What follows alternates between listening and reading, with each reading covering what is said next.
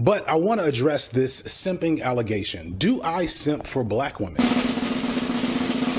Yes. I love black women. I don't like y'all niggas. This is an easy decision to make. Sorry. I let love slip away. Now all that I can say,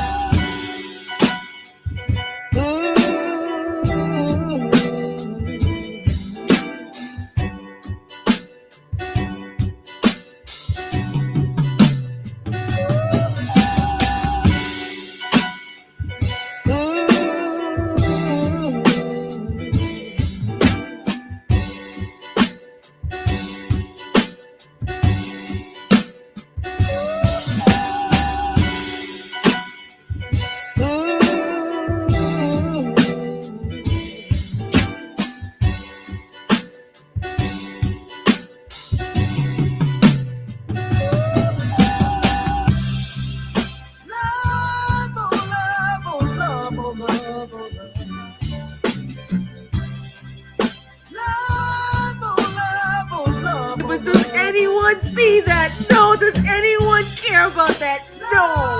All they see is an aggressive black girl talking.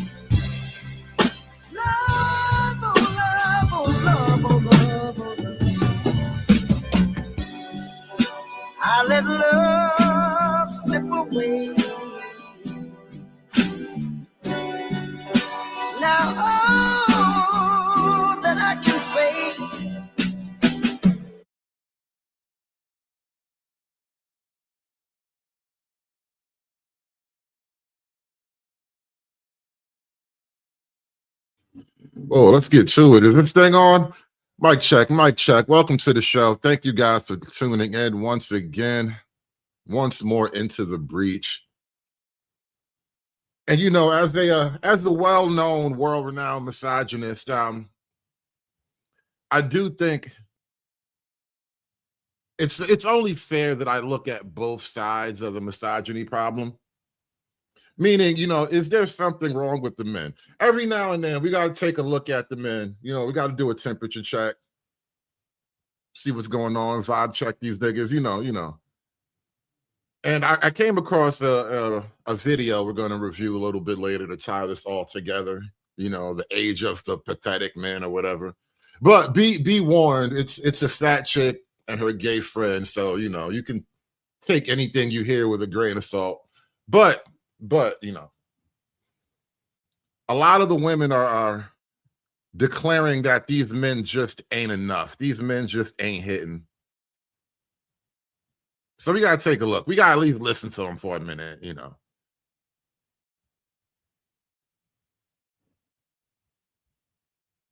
Hit that like button for me, guys. I am not buying no motherfucking lingerie. You better come up here and lift up this family reunion shirt. I know that half of it is missing. I know that you reading the names of all my family members. That don't matter. By the time you lift this shirt, I'm butt bookie ass naked. So what does it matter? What you trying to get into? You trying to get into my family? You trying to get into me? I am not. No lingerie for you. You know what? I'm good with that too, babe. I'm good with that. You don't buy no lingerie and I won't look under your family reunion t-shirt. Deal? Done. And you know, just for kind of shits and giggles, I came across something this morning. We have to share this. I found this morning.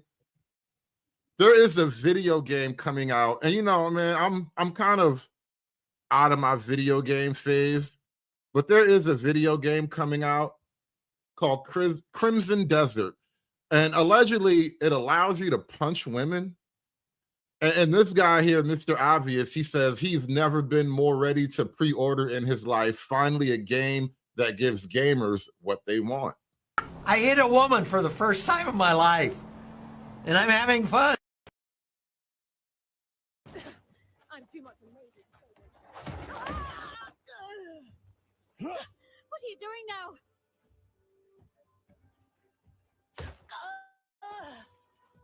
You've got this all wrong.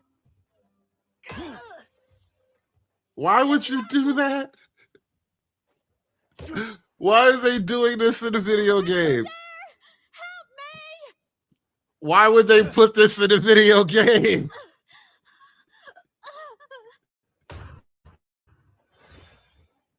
Did he just knock a coin out that bitch? What just happened? What just happened?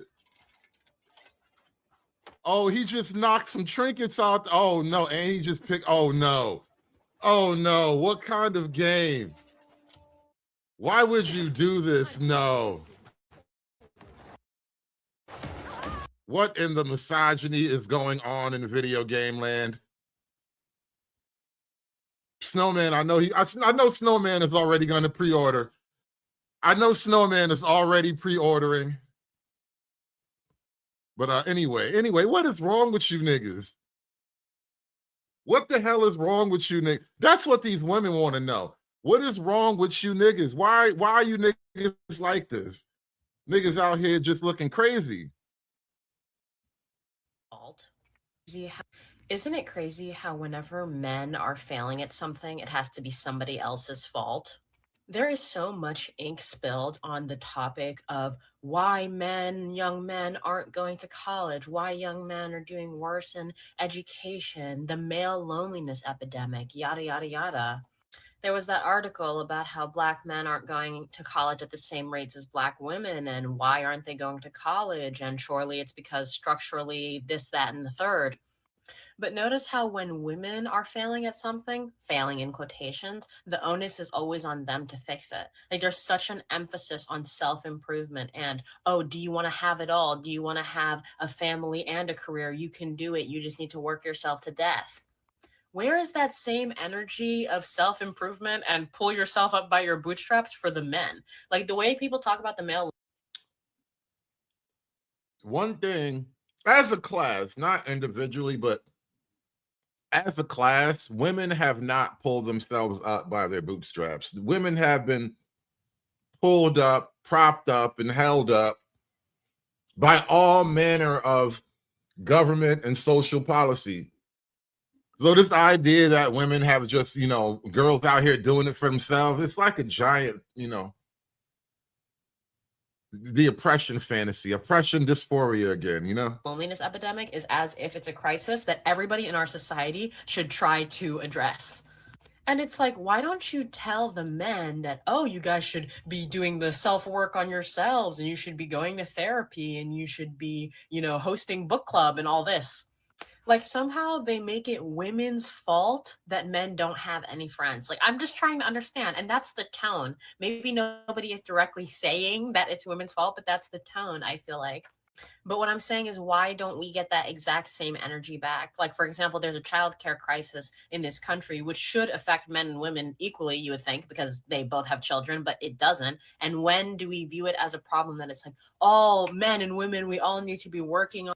Why would there be a childcare crisis? Why would there be a childcare crisis? Why are women who have children to care for going through a crisis? What is wrong with these women? Maybe it's a skill issue. Maybe it's a skills issue. I'm prepared to say the overwhelming majority of the social issues that we deal with in America can be boiled down to a series of skill issues. On this, we need to be fighting for affordable childcare. No. In fact, a lot of men are like, well, just stay home. And to me, this is reflected in these previous election results where so many young men voted for Donald Trump, because it's like, I'm sorry, is the Republican Party not supposed to be the party of pull yourself up by your bootstraps and stop blaming other people for your problems and stop trying to use the government to da-da-da-da-da, basically? But then they want to tell us that, oh, basically these people were affected by structural issues, which I agree. But what I'm saying is like, so they were affected by structural issues, these young white men who are living in towns where manufacturing used to happen and now there aren't jobs. So we should intervene and create the jobs. And it's like, I thought you guys didn't believe in the power of government. But when other people are affected by structural issues, now all of a sudden it's they're lazy, they don't want to work, nobody wants to work anymore. That's another topic. I'm just like, I'm tired of the coddling when it comes to the male gender, of constantly these articles that come out. It feels like a new one every single day about what we should be doing to help young boys and men, right, get out of whatever circumstances that they're in. And it's like, where are we getting that reciprocated?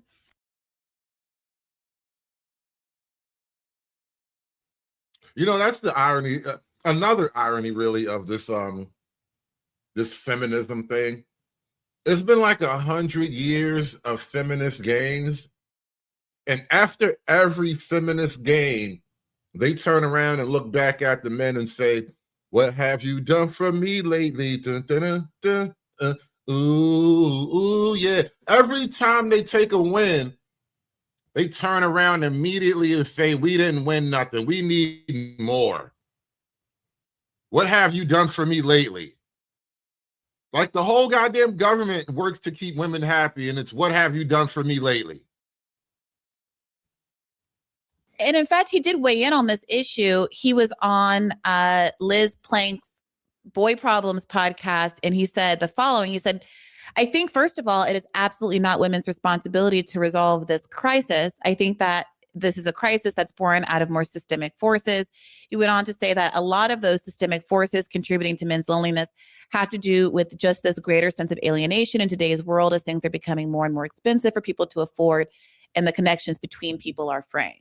So I think that is a good kind of socialist framework. I think I alluded to something similar early on.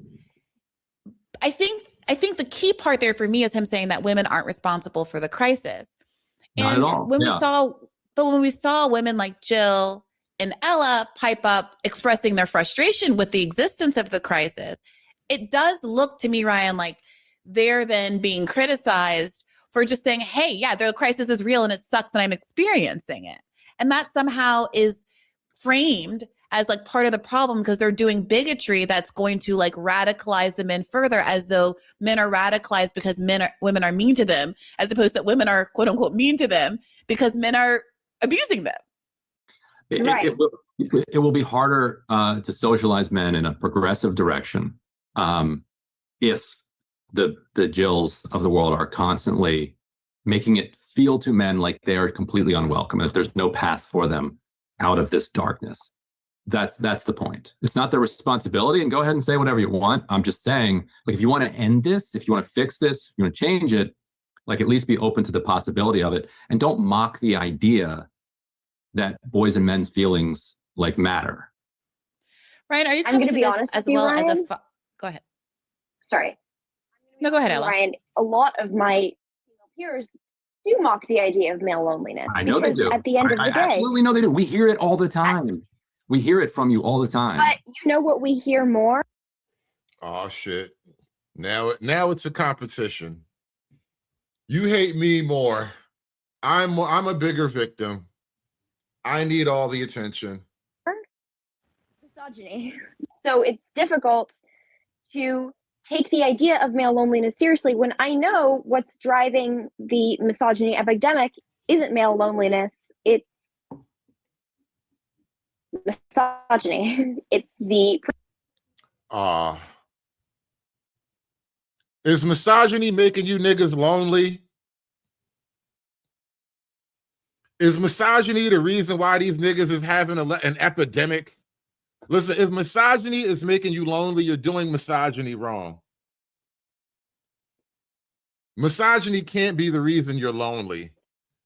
Misogyny, I've never been truly alone in my misogyny. That's not really how misogyny works. It's just I know it sounds counterintuitive, but you know, chicks are crazy like that. pre-existing hatred for women.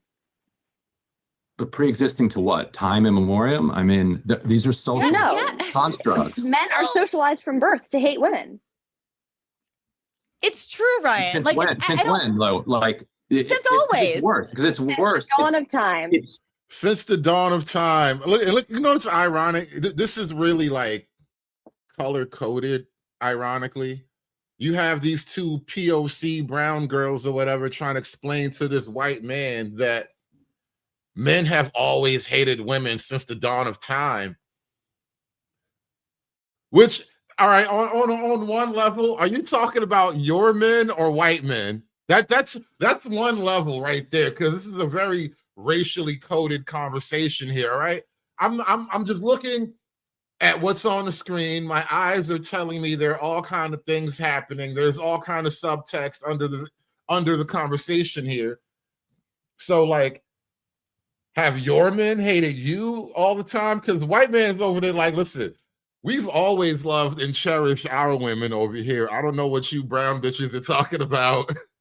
Maybe you need to talk to your men about these problems that you're having.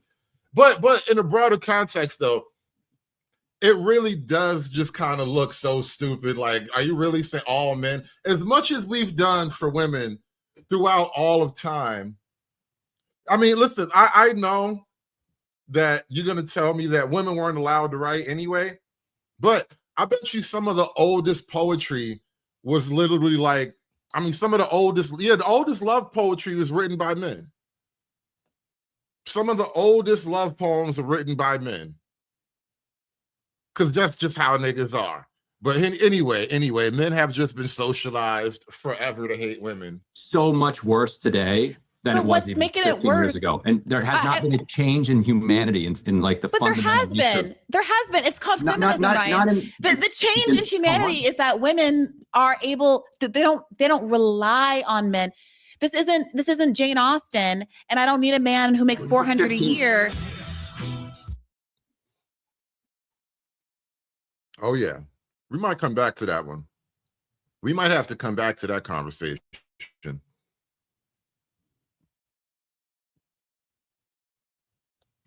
So the other night I went to a function and I realized a lot of what we see in male behavior when they're out in public and at parties is just an adage of the male loneliness epidemic many of them are struggling through. Let me explain.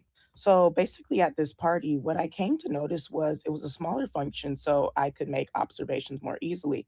The women were on the dance floor, often interacting with each other, and the men would come in and sit down on the side and basically just observe the women on the floor. And I was observing them, observing the women. And it was almost like they were watching, I don't know, puppies at play. I think men have gotten to a point where some of them are so detached from humanity and so devoid of genuine connections that have depth and therefore empathy, warmness, and other feelings of closeness that are chemically released by our brains when in close relations with others, even if on a platonic level. They lack this, and therefore they're cut off from a large experience of humanity, which is bonds and how they make us behave. So instead of getting these things in their own way, they do what people often do when they're devoid of a certain emotion in their life. When you're painfully single, you yearn. When you don't have any humanity connection, you're going to go out to spaces where you can observe them. And this turns into a lot of men being in these spaces just standing around and watching. They're essentially monitoring spirits personified because at this point, this is the only way they can even observe humanity, if not even participating in it, because it's so foreign to them. It is no different than watching, say, puppies play. You see, it brings them joy to see carried out because it may release emotions they have no other way of accessing. You know, the irony of this thing is she is watching the men while the men are watching everybody else. Like, you're literally doing what the men are doing. The men are watching and observing, and you over there in the corner sipping your lonely cocktail. Look at these niggas watching and observing. I can't stand a looking ass, thinking ass nigga. And you over there looking and thinking about these niggas. Due to their lack of social connections with others. And when I asked them why they were doing this, they couldn't even tell me themselves. They couldn't even tell me why they were on the sideline. I went up to them and I said, "Are you going to just stare at the party or participate in it?" Only one man got up. The rest of them continued to just observe and. Oh my God, you went over there.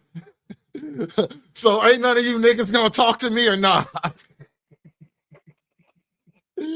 Oh, you know, that's exactly what happened.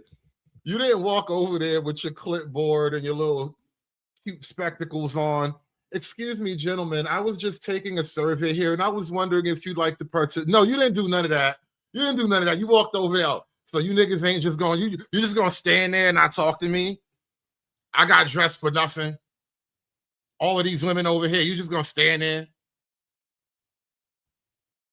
Why they were on the sideline. I went up to them and I said, "Are you going to just stare at the party or participate in it?" Only one man got up. The rest of them continued to just observe and stare Literally at chase the the women in niggas the away. party actually participating in it, while trying to almost wrap their minds around how these people were able to socialize and also siphon energy from the socialization and fun that was happening in front of them, rather than even talking to each other and trying to build bonds with one another. They were so in awe at the performance of humanity, and it really reflected how long they had gone without it. She said these niggas ain't So human. You niggas ain't got no humanity. What's wrong with you niggas? Niggas need to heal. Do y'all niggas need a hug? Oh, I've seen this video. I've been wanting to talk about this too, y'all. Is love dying? That's a question we need to ask, y'all. Is love dying? That's what she wants to know. She was looking for love, y'all. Apparently it died on her. was just sitting here thinking about how I went to singles night at church and it was hundreds. I mean, at least 1,000. First, I thought it was 500, but the pastor said it was 1,000 singles in attendance. Like, are we all living the same life at this point? Because First off, hold on. What mega church do you go to that can attract 1,000 hoes? Do you know how dense your population has to be to just attract 1,000, not just 1,000 women, to a giant open cattle call, but 1,000 women looking for Jesus and love, that's like a very particular population group, right? That's like a group within a group within a group. And you got 1,000 of them. That's like Creflo Dollar Church. What church are you going to where you just found 1,000 women lonely, looking for the love of Jesus and a strong black man? How do you get 1,000 of them together at one time? Just sitting here thinking about how I do not want to live anywhere near that. We need to draw a giant, big, red 100-mile radius circle around that epicenter and stay away from that area. That has to be one of the worst areas to live in, especially as a black man. You're going to be knee deep in the shit. It's like a black hole of single mothers and liquor stores and Baptist churches. just sitting here thinking about how I went to singles night at church and it was hundreds. I mean, at least 1,000. First, I thought it was 500, but the pastor said it was 1,000 singles in attendance. Like, are we all living the same life at this point? Because I've never been in a room with that many single people, or even thought that it was even, I thought I was like the only one left. I mean, beautiful women, all types, shapes, and sizes. Yeah. You know, when women say beautiful women and then say all types, shapes, and sizes, that almost cancels out the beautiful part, because all types, shapes, and sizes cannot be beautiful. Beautiful has to have limited, defined parameters. And once you obliterate the limitations and the defined parameters with shit like all types and all shapes and all sizes, like, no. What is beautiful then? Beautiful is a social construct. Shout out to Bluff City. He says, maybe love never existed. Maybe beautiful never existed. How about that? How about that? Love never existed. Beauty never existed. You just love everything and anything. Just blah. Everything is just. Love never existed. Beauty never existed. Life is just shit. Everything is awful. I feel like I'm talking about the ghetto. I don't know why saying those words together, saying love never existed, saying beauty never existed. All of a sudden, I felt depressed, like I was talking about the projects or some shit. God damn it! What the hell did I just sink into? Bluff City, you are conjuring dark images in my mind. Maybe love never existed. Anyway. African American women, like a room full of singles, and I'm like, this has to be an experiment. Like, this has to be like assimilation. Or is that the word I want to use? I think so. Like, I'm confused and I'm like low key, like nervous, like for us. Well, shit for myself, fuck y'all, because where are the men? Where are the men? Then again, don't know. Never mind. Don't. We know where they at. Bye.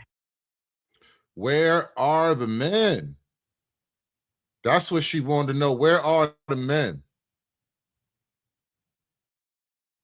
And you know what? Where is that other video? Because I came across this video.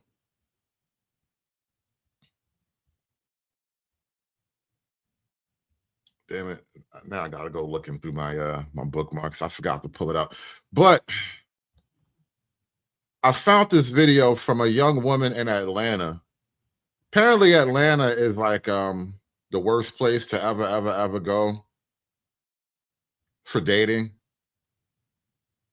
I don't know. On the one hand, I saw a tweet that a black dude says, if you're a straight black man, if you're a straight black man in Atlanta, that's the spot to go for dating. Which, again, that is the huge caveat, right? A straight black man. Because, you know, Atlanta is one of them cities where it's like, you know, a lot of other shit happens there too. You don't necessarily want to be one of them other niggas.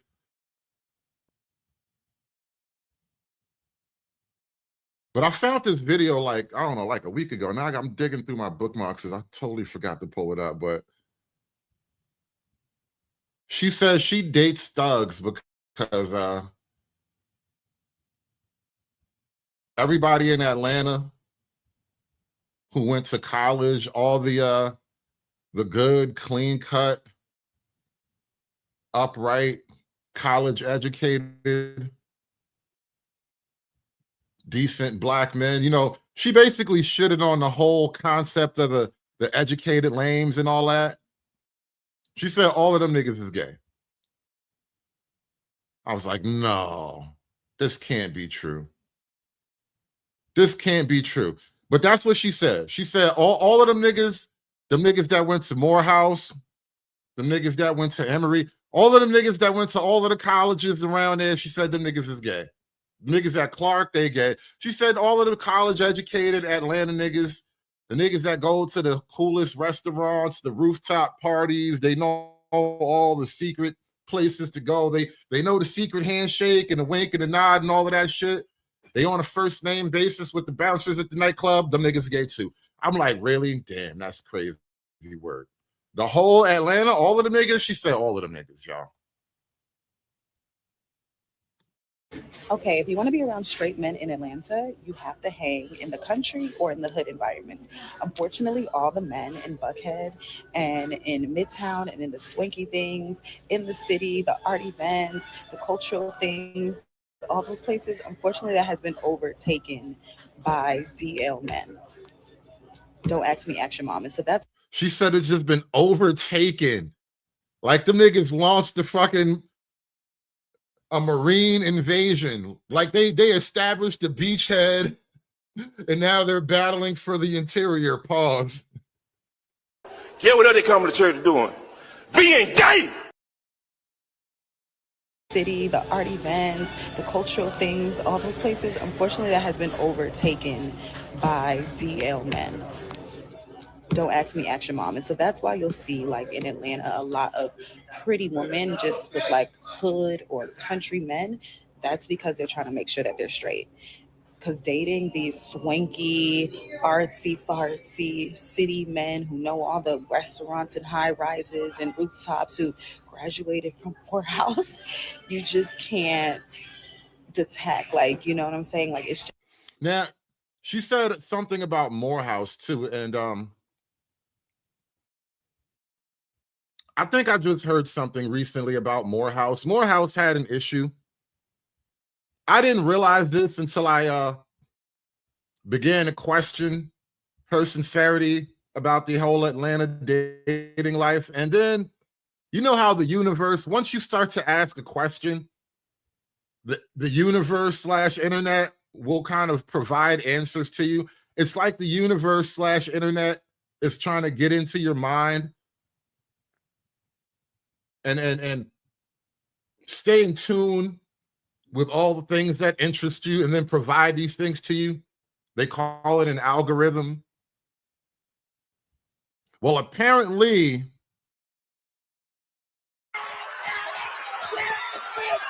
this is Morehouse. These are Morehouse men.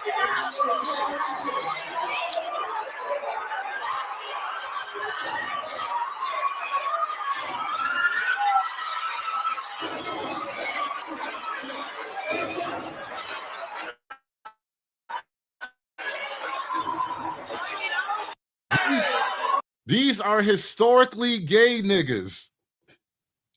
I didn't realize that's what was going on at the black colleges and universities. We got historically gay niggas in Morehouse. This is historic homosexuality in the black community.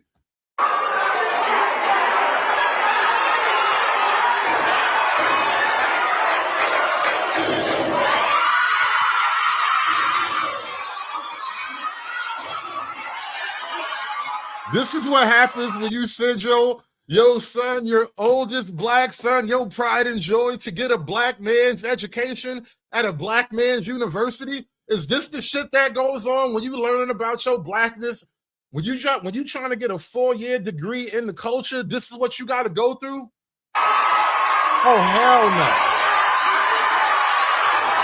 Oh, hell no. Not at the black man's university.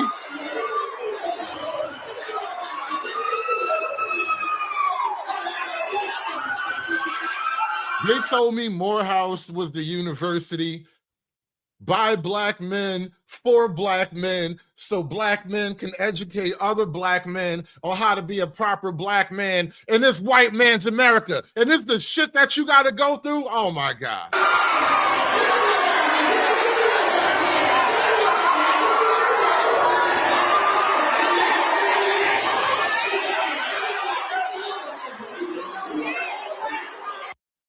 How are these niggas fighting white supremacy, y'all?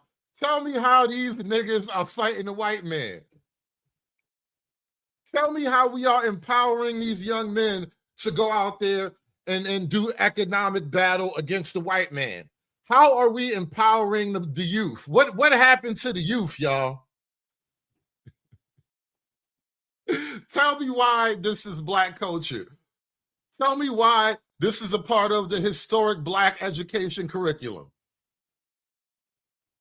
What is historically black about this, y'all? Tell me what is historically black about these niggas right here.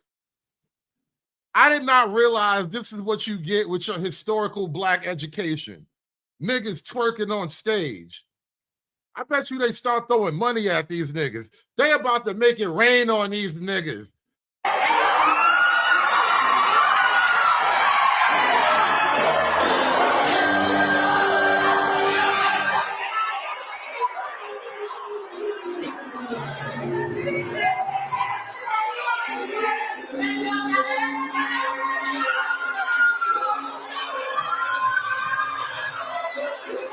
Morehouse men's choreography. Dancing like a Morehouse man, huh? Is there a Morehouse man in the audience, man? I need a Morehouse man to tell me that you disavow this shit.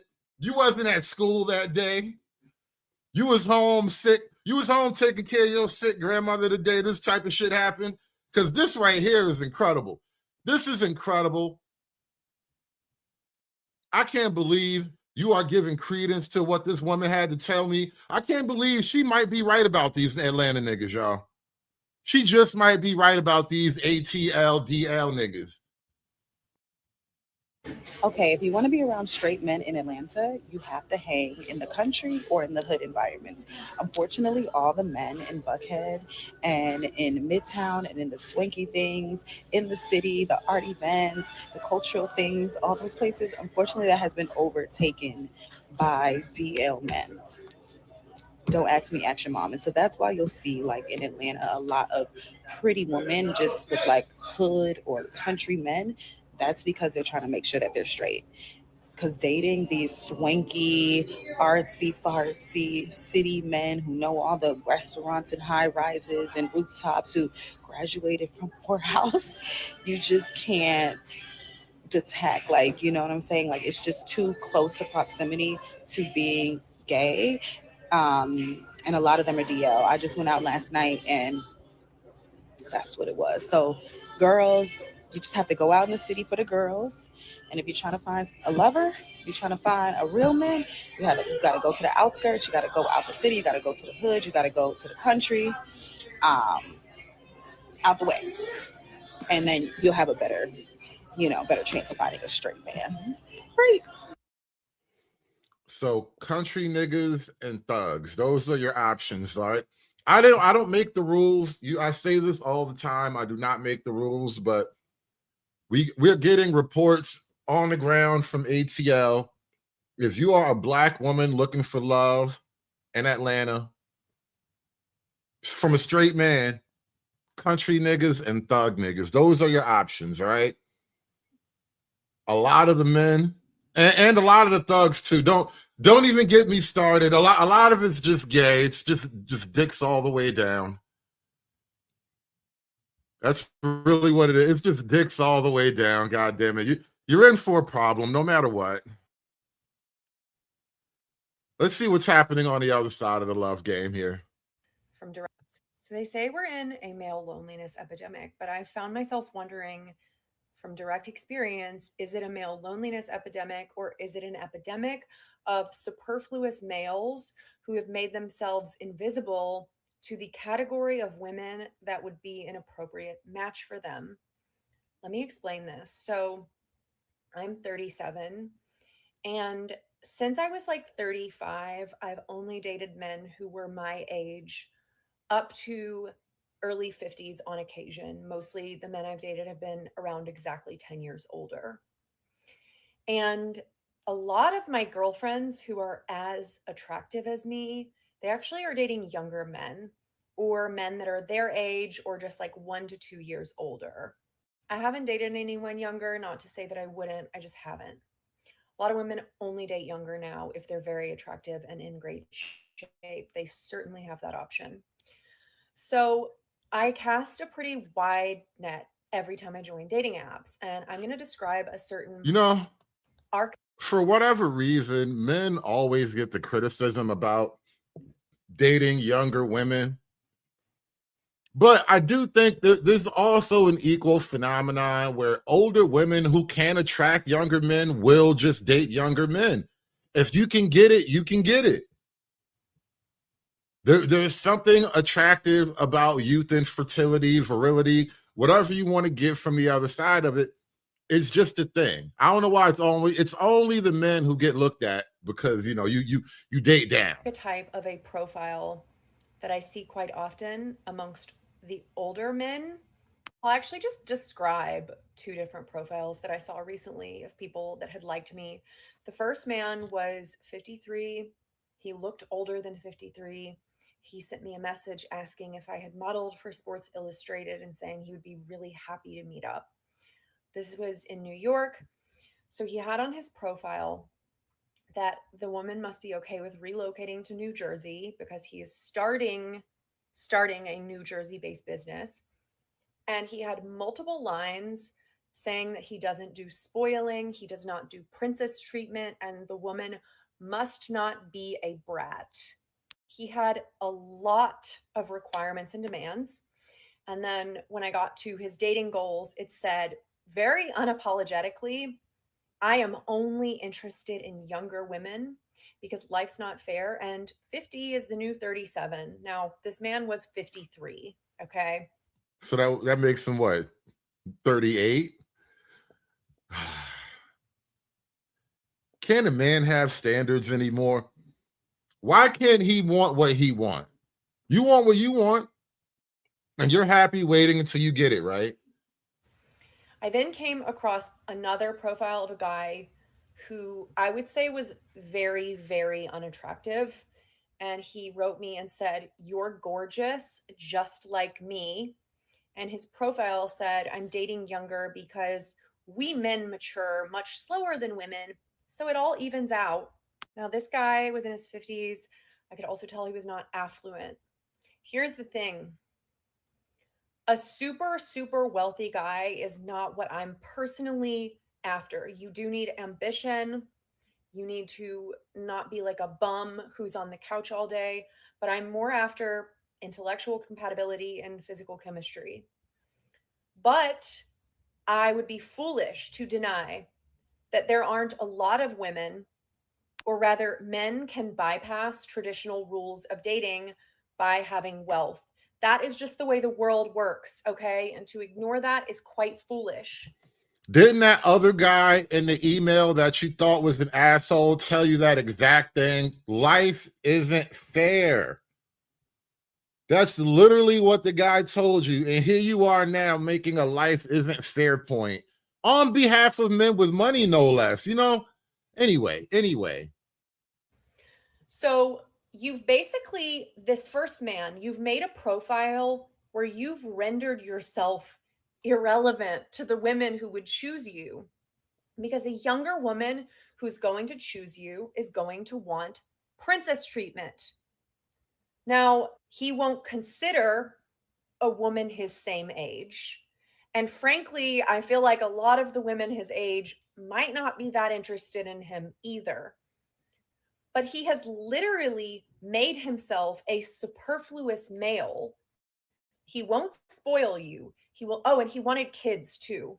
So this is where it gets really, really dicey for the potential woman, because a potential woman, she has now taken on a man. She's had to move to New Jersey.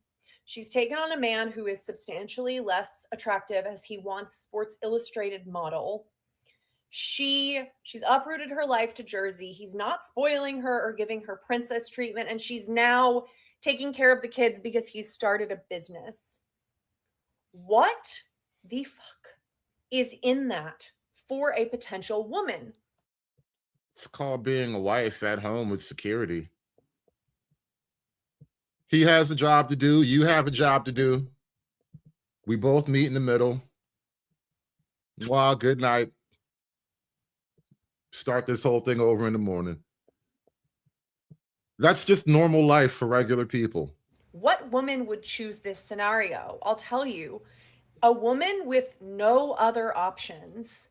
I live in LA. People here are very attractive. Oh, you I know live in very attractive older LA. men. That it really explains it, doesn't it? You live in LA.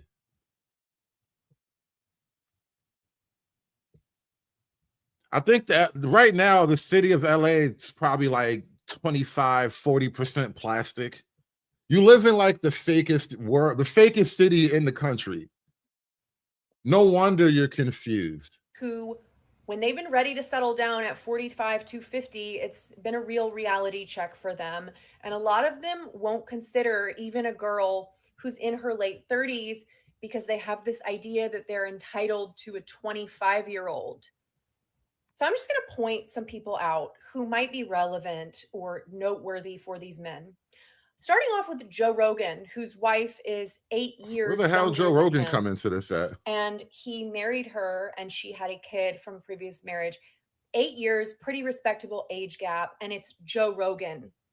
Keanu Reeves married a woman who is 9 years younger than him. And people mock him for not being with a younger woman. They look very happy. Jeff Bezos and Lauren Sanchez have a 6-year age gap. So even wealthy celebrities and elites, they're not doing this. The people who are doing this are people like Leonardo DiCaprio, who is ultra wealthy and good looking and an incredibly famous actor. And he's a fairly rare, uncommon case. Like, he is not the majority. Also, my father, who passed away, I was raised by a very, very amazing father. He was very attractive and could have dated younger women, and his girlfriend when he died was the same age as him. We need to accept that some things are transactional, even if we don't want them to be. No woman who these men want would accept this situation. It would be considered a very bad investment. And I believe that the reason You got way too many jump cuts in this thing. It's like you can't have more than one coherent thought at a time. You see how I'm like just talking and then one sentence feeds right into the next sentence and one idea feeds into the next idea. It's as if you are incapable of maintaining that level of dialogue, even when there's nobody else. You're not even trying to impress anybody else. You're just telling the world what you think as you think it. And you are incapable of doing that. You have 1,000 jump cuts every time you say a literal sentence. You say words and then jump cut. More words, jump cut. Every time you jump cut, it makes me think you had to stop and think a very long time about the next words that you said. It probably took you, how long is this video? 6 minutes? I bet it took you an hour and a half to do a 6-minute video. This is crazy work. This is crazy work. And they say there's something wrong with men. You know what? And I feel like I've killed a lot of time on this here. I want to go back to, I want to start at the title video here. The Year of Pathetic Men. And like I said, be forewarned, it's a fat chick and her gay friend, so you know. It is what it is. Like that's not my baby. Hello, hello. I'm Brittany Luce, and you're listening to It's Been a Minute from NPR. Thank you so much for having me. I'm so excited to be here. You have called 2026 the year of the pathetic man. How do you define a pathetic man, and why do you think that this year, of all years, is their year. I don't understand why women, especially women who are, you know, quote unquote heterosexual. I know for liberals it doesn't really mean anything anymore, but why women who are not gay insist on having conversations about straight men with gay men? It's as if, like, would you ask an ant to describe a butterfly? Like, it's like you're getting your information from all the wrong places here. To define pathetic, I think obviously it's a very loaded word, but I do think that there is something about the specific interplay of emotionality and manipulation, right? I think that there is this element of like, this person is a little bit of a loser and they're trying to make it lovable. And in the piece, I was like, I feel like the wool is being pulled over my eyes. I feel like you are being a loser, you're being ineffectual, you're being not good at whatever you're trying to pursue in order to make me feel bad for you. So therefore we can't criticize you anymore, right? And it's not the like sort of BuzzFeed, Tumblr feminism of like, boys are bad. It's more specifically the idea that like, you are trying to manipulate me by getting me to feel bad for you because you are not successful or not interesting or not emotional, or it's sort of this idea of being like turning masculinity on its head, where you're obviously not every man is supposed to be stoic and like boys don't cry. Yeah. But then I think that there is this element where men obviously learn that. I think millennial men, the rise of therapy, Gen Z guys. The rise of therapy. Oh my God. You know, I was just thinking about something while he was going on, prattling on. And I don't readily have an answer for this, and maybe you guys, I'm gonna crowdsource this one here, but what is it about left-wing culture, and this is not even a black question, this is just a broader left-wing political social phenomena, what is it about left-wing culture that gives a certain moral authority to the gay community? Have you noticed that, by the way? Have you noticed that for whatever reason, like I said, I can't quite pin it down, pause, but the left wing gives moral authority simply to just being homosexual. And it's troubling, but I can't like intellectually connect any dots on that one just yet. It just simply is. And I'm kind of watching that. I'm getting vibes from that right now, because every time they have this conversation, think about that whole conversation that blew up a couple of weeks ago when they were saying that black men need to trust black women.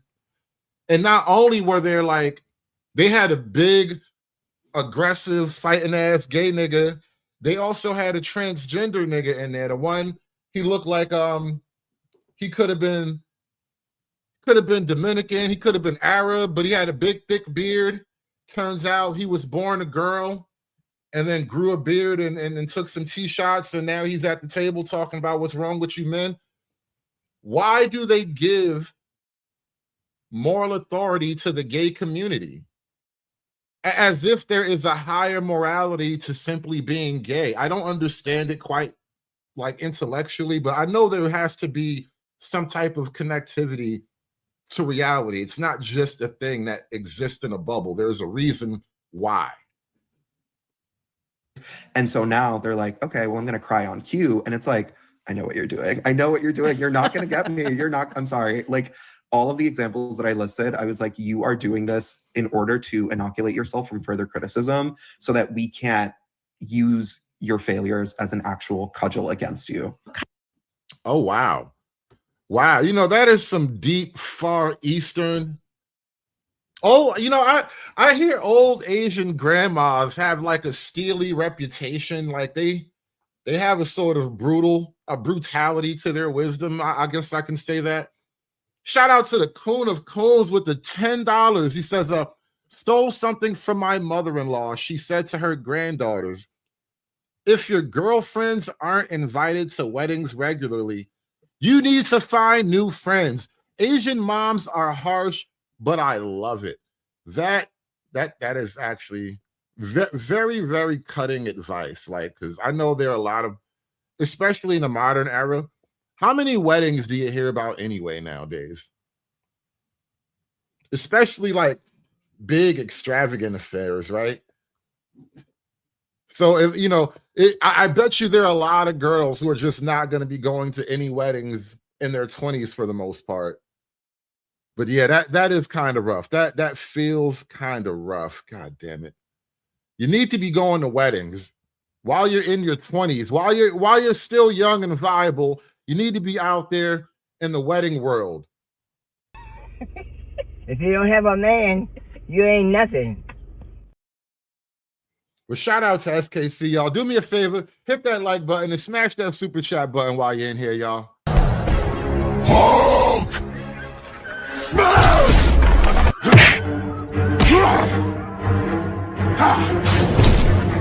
Smash you! Yeah! You make Hulk angry. You not like Hulk angry. Hulk no like fighting girls.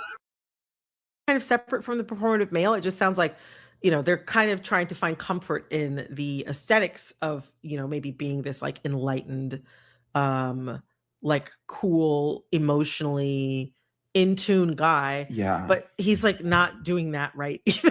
He's not actually doing that work. Yeah, and to like asterisk that, I'm not saying that all of these men are pathetic because they're not performing traditional masculinity, right? In sociology, you know, gender is a performance, gender is a construct, Judith Butler of it all. That's not what I'm saying at all. I don't want to get like attacked by being like, you have to get a job and you have to wear Carhartt. You know, that is an interesting thing. For him to claim from whatever construct he's operating under, for him to claim that gender is a performance, what would he say he's performing gender-wise? Does he see himself performing masculine gender or feminine gender? Since he's performing, do you think you're acting like a bitch? That's a philosophical question, all right? Put me up there with Socrates and Plato and shit. It's more specifically, I think the combination, like I said, of the performance, where in sociology, Goffman believes that everything is sort of a performance, which is why I ride so strongly for reality TV, where I'm like, yes, you are performing a version of yourself on camera, but like Goffman believes that you're always performing a version of yourself, right? Like the self that you are at work is not the self that you are at home, which is not the self that you are with your partner, which is not the self that you are with your best friend, right? And so I think that what I'm saying is that the performance of this sort of like hangdog, ineffectual, like, I'm so lonely, I'm so sad, I'm such a flop, I'm such a loser, is very calculated. And you know, one of the reasons why I was just asking about that whole moral authority question earlier, because when you think about the left wing and just about everybody who's a figure on the left wing, they are pretty much all universally guilty of this in one capacity or another. They constantly criticize every sort of quote traditional male archetype, any traditional male expression. Therefore, the only male expressions that are left uncriticized are the modern non-traditional expressions of masculinity, which is almost always some type of gay shit, which again, you leave no other positive attitude, no other positive avenue for male expression, for masculine expression, other than homosexuality, which ironically, and this is where the left gets very uncomfortable, because homosexuality in men is a predatory masculinity. Yeah, you listen, I'm gonna say it in the cleanest and the most clinical, non-offensive, non-bullying language I can possibly manage. I'm just tearing right out of the heart of Webster's dictionary and medical journals and whatnot. It is a predatory masculine form. It is not a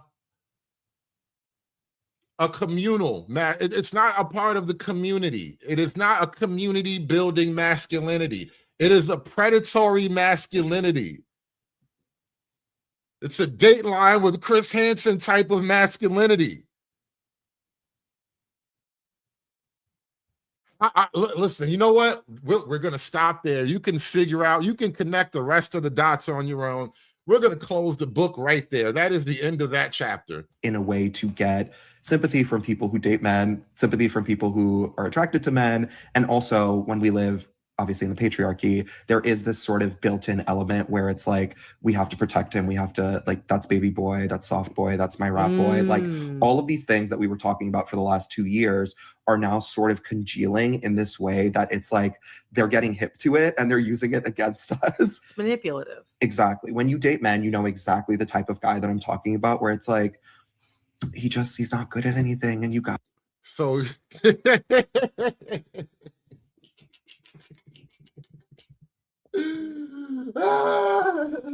so wait a minute. She's like, look, she dates men, he dates men. Let's trade notes and see what's wrong with these niggas. Oh my God.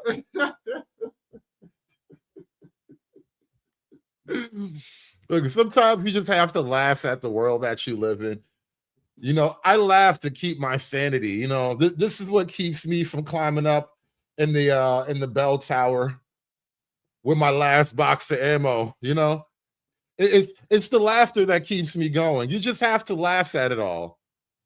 He just needs a hug. He's just a baby. And you're like, that's a 37-year-old man. That's not a baby. Like, that's not my baby. That's not your baby. Like, what are we doing here? You know? Okay, wait. So give me an example of like a man or a fictional character in pop culture that people would know that fits your definition of the pathetic man, and maybe a man in pop culture who might seem like a pathetic man but isn't, just so people can really understand the difference. Okay, that's a good question. I think maybe the examples that I used were too niche, because I would say Henry on Industry. So Henry is a character that we meet in season 3 who is sort of the picture of professional British success. Now, I don't even know what this show is. That looks like Jon Snow right there. But so Hollywood writes a version of men that is intentionally, Hollywood writes a type of man or manhood. They create a presentation of masculinity, and then because you write a character that is intentionally flawed, he gives you all of the meat that you want on this particular bone. And now you're like, look, these are the niggas I hate. This is like Hollywood feeding its own ego. And again, you know, don't even get me started on who exactly and what exactly Hollywood is, but anyway. Is a founder. We learn that he comes from a landed family. His uncle owns all of the newspapers in England. He's a very, very wealthy. Oh, so he's a rich white man. Rich white man evil? Is that what this is about? Is it a whole show about rich white man evil? The sort of protected man, right? Scratch the surface, one layer, literally like an onion, one layer underneath that. Henry is someone who has never worked for anything, has never succeeded at anything, is bad at everything. And instead of using that to motivate himself or to become, you know, more captivating or interesting, or saying like, oh, I should actually try harder at things because my family will always protect me as a safety net, right? I actually am just going to feel sorry for myself. And so women that he comes into contact with are like, oh my God, my baby. And it's like, no, he's doing this on purpose. Like he knows. And by the time they often realize it, it's like way too late. I mean, in literally one of the main characters of Industry literally marries him and is then kind of like, you know, I mean, she thinks she's marrying this billionaire guy who is he's pretty hot, you know? I mean, he's played by this. You know, this is one of the reasons why I don't watch a lot of television. And I used to watch way too much TV. But the problem with watching way too much television is you begin to map these Hollywood archetypes into your real world. And regular people will always disappoint you compared to Hollywood. You will rarely meet a normal person. You will never actually meet a normal person that is just like the Hollywood script. And they keep attempting to sort of create these Hollywood archetypes of masculinity that you can never actually live up to.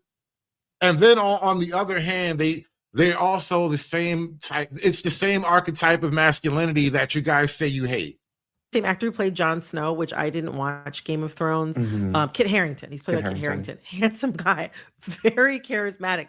But like you said, you get one layer beneath the surface. And he's just this ball of want and need and like just just feeling sorry for himself constantly. Right. And yeah, in some ways, I think that kind of draws people in, like you said, draws some of the women in, but by the time they realize that it's like. And what does that really tell you about the women, though? As much as you want to make all this pathetic conversation about men, what does that really tell you about women? And I think using pop culture as examples, I said specifically that like we are trained in our society that if you date men, their needs have to, and obviously I'm a man, right? But like, and I know this, and have I benefited from this? No, because I date losers. But you are trained in society that if you date men, their needs will come before yours. That we are supposed to like sort of keen and fawn and like, oh my God, he's so sad. We have to protect him. We have the poor baby. But like the whole trope of the sad boy is sort of leaning into this, where I'm saying that now, because they have become self-aware with the rise of therapy, with the rise of like being able to name so many societal ills that have befallen them or that they're blaming on. I'm thinking of men in my life now. I'm like, yeah, the speeches. They are now using that in order to like, again, entrap and ensnare. And like, I understand that I'm a sort of hard-edged person, that I'm a little bit meaner than the average person, because there is a read on this that it's like, but why aren't we happy that more men are in touch with their emotions? Why aren't we happy that more men are like... You notice how the left wing is only comfortable with homosexual men who are, quote, mean? If you're straight, if you're overtly heterosexual, you can't be mean. You're always the bad guy if you're a straight man and you're too direct, you're too harsh, you're a little bit too stuck up, you're too rigid. But if you're gay, then they'll just be like, oh, you just got read by my gay friend. Angry gay wrath or nothing. That's really how they actually like operate, really. Only gay men are allowed to be men, apparently, whatever that really turns into. But that's really kind of how the left plays it. If you're just a dude, you have to kind of constantly check yourself. But the gays can always get excited. It's like as the gay man, you're allowed the emotionality of a woman, apparently. I need my partner to be there for me in X, Y, and Z ways. Yeah. But I also will say, why is it always that their needs come first? Why are they? No, not only can you slap a woman with a gay accent, I have seen gay men get into straight up one-on-one, man-to-man fist fights with women. And nobody jump in, nobody be like, that's a female. I promise you, if you watch it and you see this happen, especially in the community, especially if you up in the ghetto, especially when you up around a bunch of niggas, I'm telling you, you will see this eventually. I've seen this with my own eyes. It plays out like this all the time around the blacks, y'all. I'm telling you, man, this the reason why I be hating niggas, man. I'm telling you, man. It just be us. I be hating niggas, man. A big 6 foot tall gay man will be beating the holy brakes off of a black woman, maybe even 2 black girls in public. I mean, knuckles to cheekbone, wigs getting thrown around, a straight up masculine brawl, man on girl, and none of these niggas will say that's the female. I'm telling you, to be a gay man is to be given the power of domestic abuse, y'all. Only gay men can abuse women and get away with it. I swear to God, I've seen it. Don't nobody else intervene. Only gay men are allowed to beat girls up. I hit a woman for the first time in my life, and I'm having fun. Always the main character in the relationship. Why are they always like, in the fictional sense, why are these stories being centered? And I've talked about this with regards to Bravo. I think that there is this sort of weird double consciousness, like tension in American society where it's like, all men are evil and all men are out to get you until they actually hurt you, and then they didn't mean to. They didn't know Well, what they were doing. That's like Vanderpump Rules. There's so many guys Yes. on there, whether it's Yes. Tom Sandoval or Tom Schwartz or Jax Taylor. I mean, devil all himself. of these guys have done things. We've watched them do things over the years, whether on Vanderpump Rules or on The Valley, to harm the women in their lives. Lying, cheating, being emotionally abusive, being deceitful, screaming in their faces, calling them names. More television though. Now they're going again to reality shows. Blaming more television. The 11 years before that was a scary time. You know, I wonder. And SKC, yeah, I don't know if I need to make it that plain, but if you're in the community and you have to be physically aggressive with a woman, the easiest, the safest, cleanest way to do that is to wear a dress, y'all. I'm telling you. If you want to get away with beating up girls in the Black community, you have to be wearing a dress.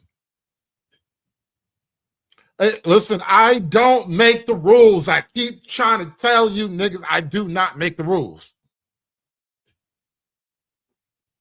It's the only way to have moral authority in a physical confrontation with a girl is to be wearing a dress. You have to put the dress on if you want to beat a girl up without getting like, you know, that's a female. You're not supposed to hit girls.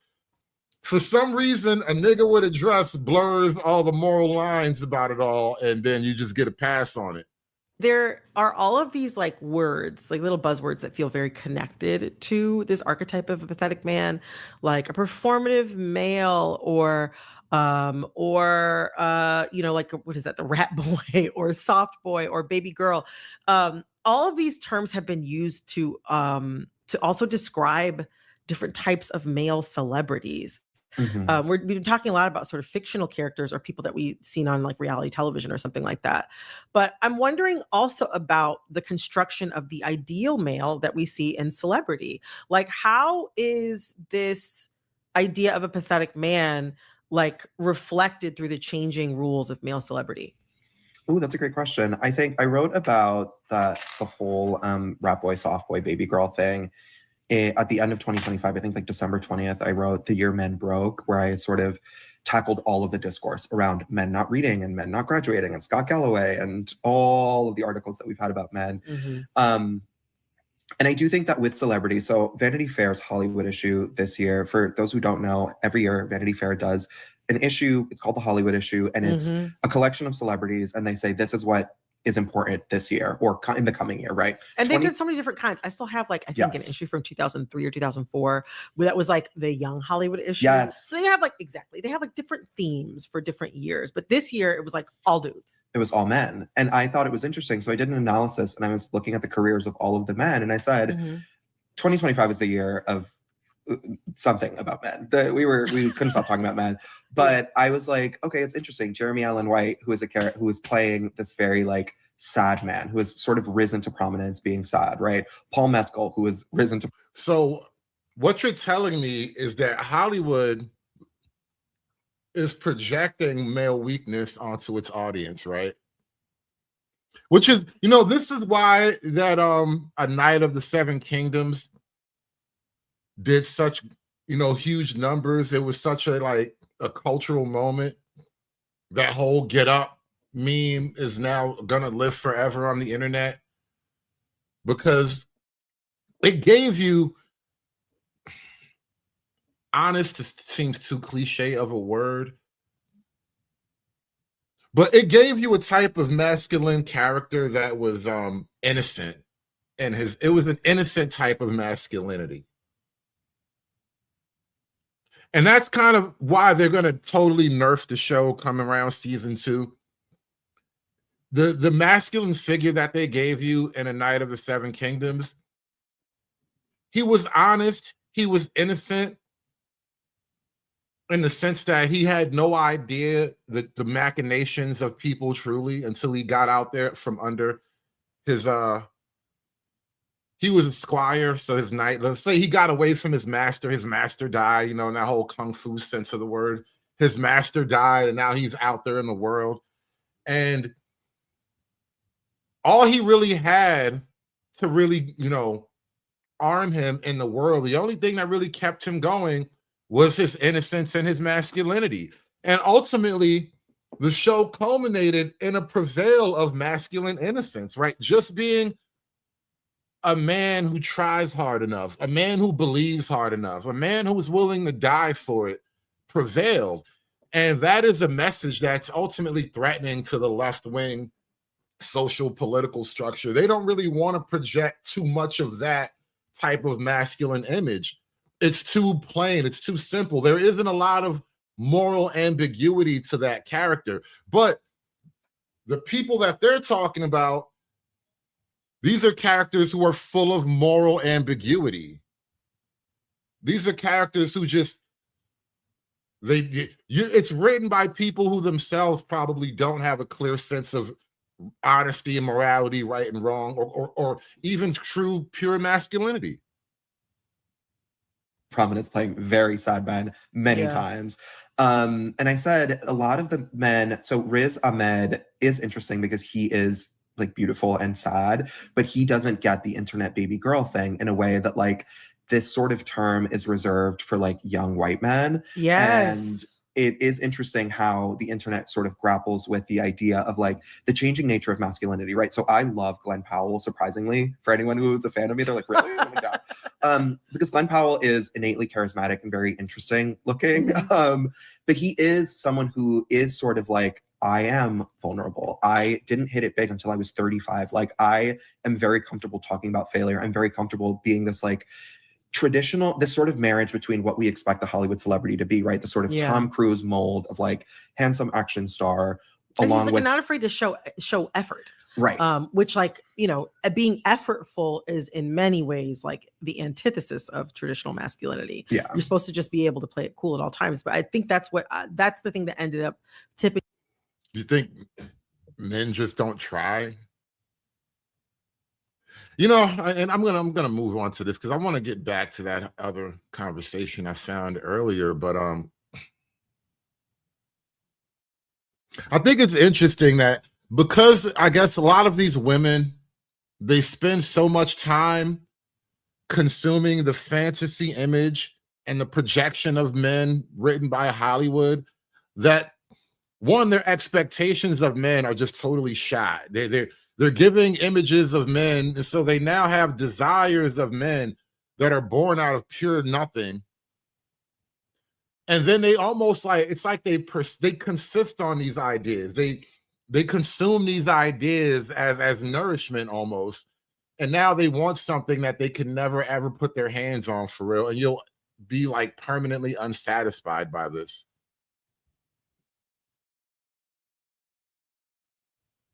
But I want to move on. I want to come back to Brianna Greyjoy and this conversation about men and male loneliness. These left-wingers are, you got to pay attention to them, I find. It helps to learn what they think. Is a little reprehensible to me. But why not call out the behavior? Like, there is no other group in which you would call out a group for the behavior of some. Like we have, yeah. What? Okay, fine. You want to hate on them too? Good luck building a coalition. But it's not. But we have built a coalition based on expressing, you know, like calling out the behavior of white people, of men, based on their implicit bias, based on structural violence, and it has been successful. It's just. In what way? Yeah, well, Ren, I think Ella is right. I think that part of what caused me to bristle at the analogy to other forms of bigotry is that, one, when we deal with these kind of majoritarian groups in a country like America that's 75+% white, where we had these civil rights struggles, there very much is a understanding that we're talking about a structural issue as opposed to individual racism. And when we talk about anti-Blackness and white supremacy and things like that, in those contexts, if someone pops up and says, well, not all white people, we understand that it's a sort of a derailing tactic. That of course it's not every single white person, but we're talking about a broad phenomenon here that all white people might not participate in, but all white people do benefit from. And notice how that argument is only ever allowed to go one way. You know, not all Black people are committing murder, but the homicide rate in Black America is ridiculously high. What's up with that? Somehow we can never honestly have that conversation. We can never apply that tactic in the opposite direction, you know? But for some reason, when we're talking about men and young boys, and in this particular instance, we're talking about the ways that they're victimizing young girls. There is a victim in the scenario that is completely absent from the conversation, which is young girls. Women. And young women. That was so well said. That suddenly we're doing this. It feels a little like a reverse racism argument. I mean, what do you say to that? Yeah, I don't think talking about white people as a group is helpful in that way either. I think the construct of whiteness is useful to like deconstruct and think through.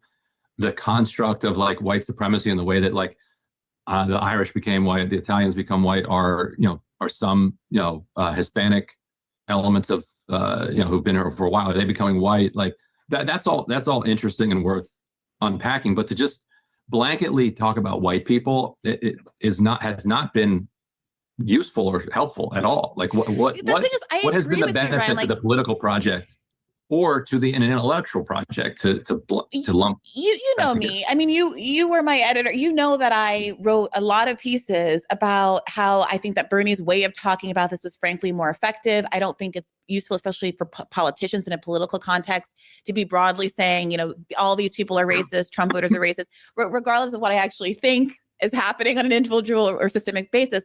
Like, I understand the political point you're making, but I also want to root this in what actually happened on the internet. There was a study, a Pew Research study, that showed a trend line, right? Even within the context of that study, overwhelmingly, both young high school boys and high school girls still want to get married. Like, let's be so clear about the statistic we're talking about. Both are still upwards of, 80% or 70% wanting to get married. But when we're talking about trends, there tends to be an expansive language. So the Brian Wilcox is lamenting girls don't want to get married. It's not all girls. The girls aren't saying, oh, no, don't be mad at me. This is a prejudice because it's not all girls. But girls are less likely to want to get married. Jill and some people are saying, well, Jill is saying there's probably some explanation for why girls, capital G girls don't want to get married. And it has something to do with capital B boys. And now you're popping in like not all boys. Well, what about not all girls? No, if we're doing not all everybody. But I'm not saying not all boys. That again, it's just you're always using these trend arguments in a one-sided direction. We can play the trend game in any numerous amount of ways, but if we start playing the trend game for real, you're going to start to cry. Oh, not all Blacks, not all girls. This is a very one-sided nature of the left wing, I noticed. The way they just bring things up, you're never allowed to have the discussion in totality. You're only allowed to have handicapped, handcuffed arguments. Okay, what are you saying? So we all agree that huge numbers of boys are having like huge problems right now. The question is how you come at it. If you come at it from these boys are awful, and they're awful, and I can't countenance the idea of them being protected or coddled or thought about in like this kind of doing a social analysis to figure that out. Like you just want to point the finger at them and identify all of the awful things that they're doing and say, look, see, no wonder, girls don't want to get married anymore.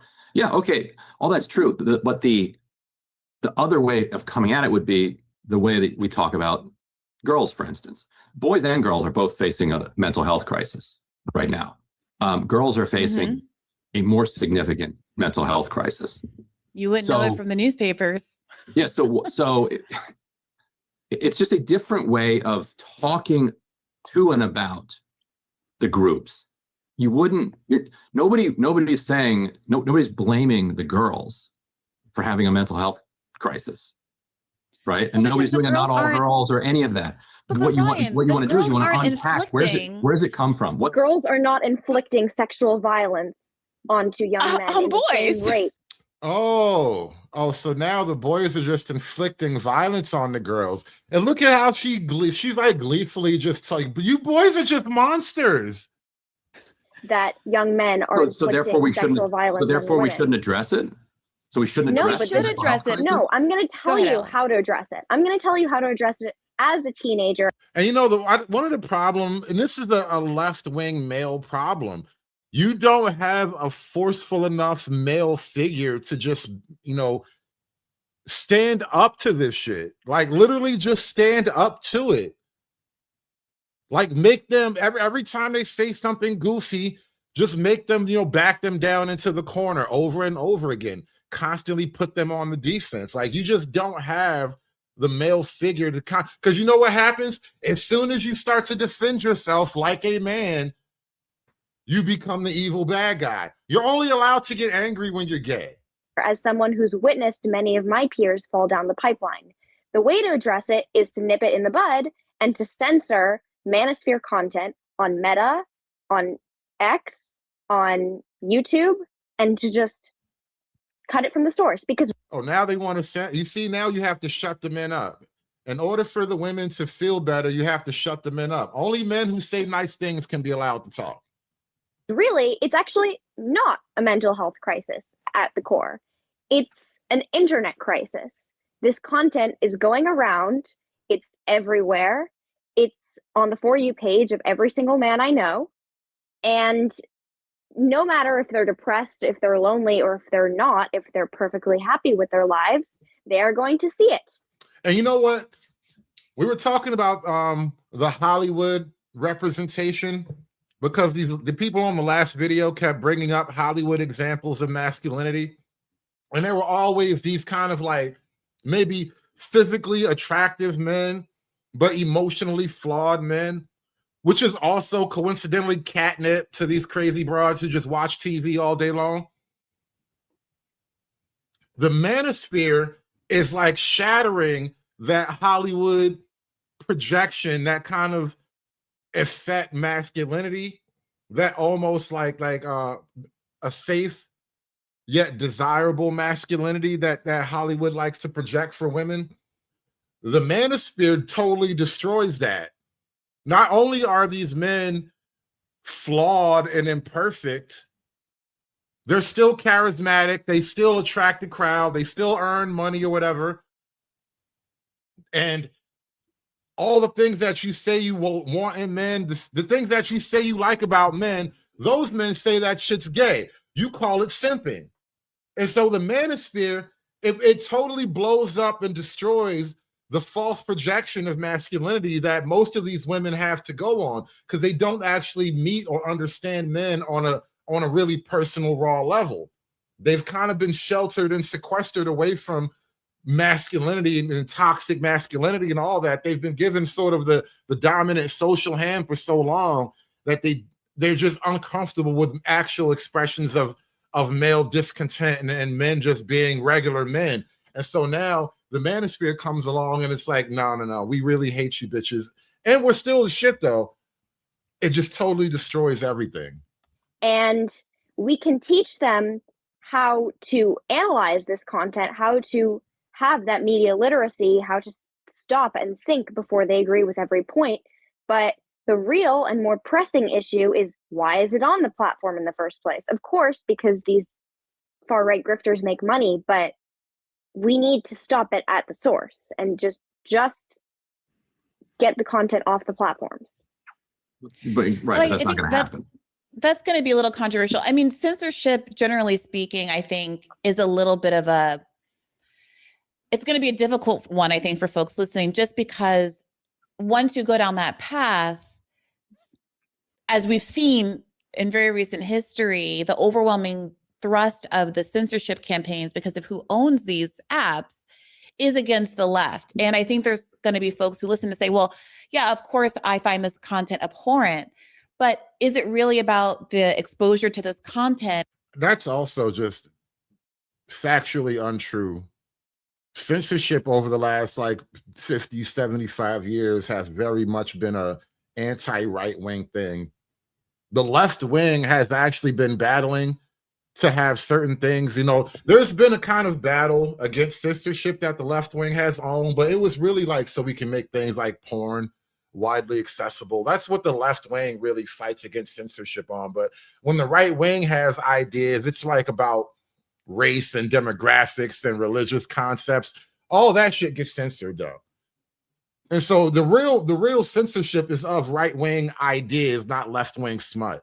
Or are people making content that is tapping into something else that's going on in society? So, for example, some folks are trying to wrestle with, you know, why might younger women not want to get married? And why do we broadly see trends against marriage? I think there's another statistic that shows that by 2050, 45% of women will be single. It's the largest number in the first time. I obviously have this conversation a lot with my other unmarried friends about, you know, the value of marriage in a world where the economy has shifted so that women aren't reliant on men for salaries and increasingly are frustrated about the asymmetries of child rearing in a way that has discouraged many of my peers from even wanting to go down that road. So are we dealing with a sort of socioeconomic reality that leaves young boys and men feeling like they have less to offer in the quote unquote dating market, and therefore they're these predators on the internet who are able to make them feel like, no, you have intrinsic worth as a man because men are better than women, misogyny. And that is a sort of compensation for their. Don't I have intrinsic worth as a man? Are you saying I do not have intrinsic worth as a man? As a man, my worth. As a man, I am intrinsically worthless. Is that what I'm hearing from you, Brianna? Predators on the internet who are able to make them feel like, no, you have intrinsic worth as a man because men are better than women, misogyny. And that is a sort of compensation for their sort of socioeconomic status, which no longer validates a narrative that they have superiority or even just intrinsic value. And if that's the root of the problem, well, then I agree with you, Ryan. As the left, we should be providing solutions to that by acknowledging that and then working on public policy that enables people to support themselves and live happy, fulfilled lives, regardless of whether or not they can, you know, make a bunch of bucks and attract a woman to their cave or what have you. I don't think the left wing can ever properly understand this phenomenon. Giving welfare to women, it doesn't make men happy. And giving welfare to men doesn't make women happy either. Women don't really like the idea of men getting free money either. As much as women want free money for themselves, women do not like the idea of men being like the beneficiaries of something for free. They really believe men have to just figure it out and get it however they can, and then we'll just take it from them after that. And this is kind of why I keep focusing on this concept, SKC, because like you said, the left has never provided solutions for men.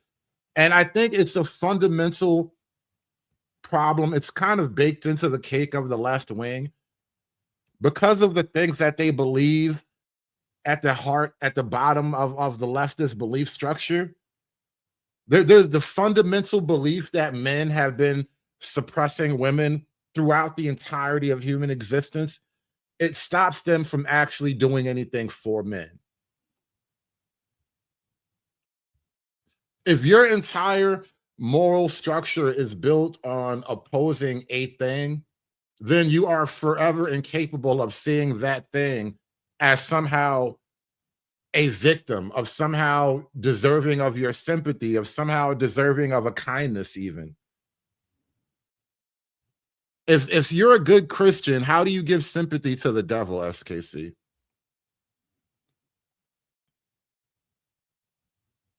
Let's sit in that for a moment. If you are a good, believing Christian, how do you give sympathy to the devil, SKC?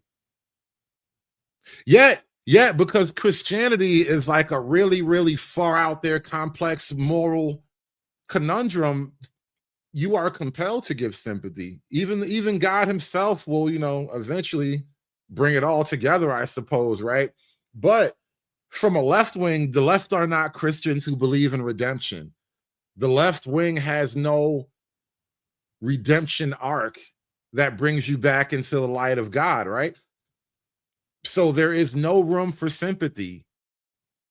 And this is like the problem of the left wing religious construct, right? You're not even allowed to have sympathy for the devil.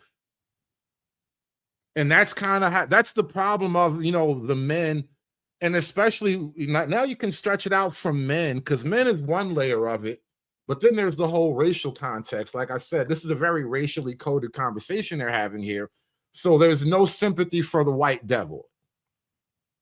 And it's in its proper, most complete context, what I'm expressing to you right now about the left wing, there is truly no sympathy for the white devil. And men in their purest form are just little symbolic representations of the grander white devil.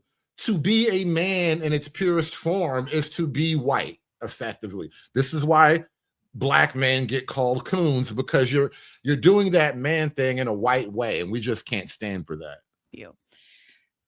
And I see there's some like nodding in agreement. But to come back to the point of tension that I think keeps coming up in these conversations is that this is not a both sides issue. Women not wanting to be partnered with men seems to be a reaction to male behavior. Male loneliness, in many people's reading of it, and I want you to opine on this, Ryan, seems to be a reflection of men and boys not being socialized to be as good at forming relationship as women and girls are, as being empathic, as sharing their feelings as openly, as having intimacy, emotional intimacy, physical intimacy with our girlfriends because of homophobia. All of those kinds of things have led to male loneliness. Patriarchy itself has led to male loneliness. And then there's an... Whoa. What did you just tell me? Hey, hold up now, Brianna. Their feelings as openly as women and girls are, as being empathic, as sharing their feelings as openly, as having intimacy, emotional intimacy, physical intimacy with our girlfriends because of homophobia.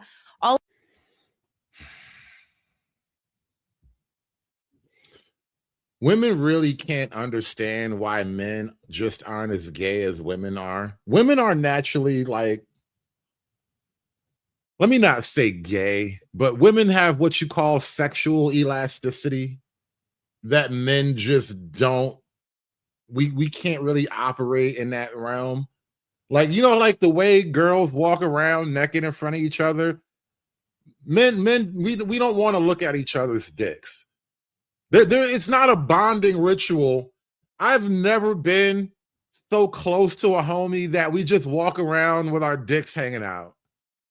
Women will do that with each other. Women alone in a house will walk around barely naked with each other. Because women's relationship to like sexual and physical intimacy is a completely different thing from men. And women in their heart of hearts and their little tiny girl brains, they really can't, they can't understand why men aren't as gay as women are. That's the cleanest way I can explain that.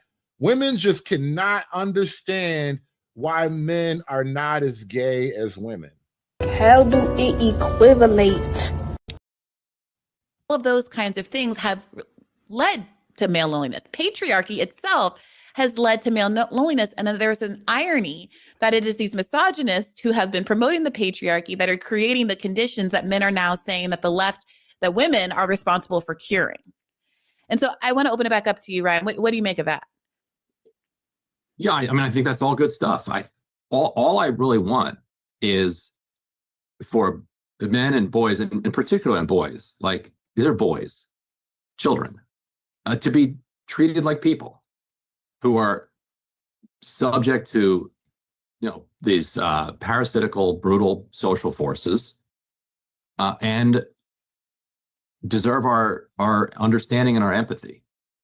The fact that sorry, go ahead. The fact that their misery expresses itself in this misogynistic hostility that does not excuse it And anybody who engages in any type of violence or harassment should suffer consequences.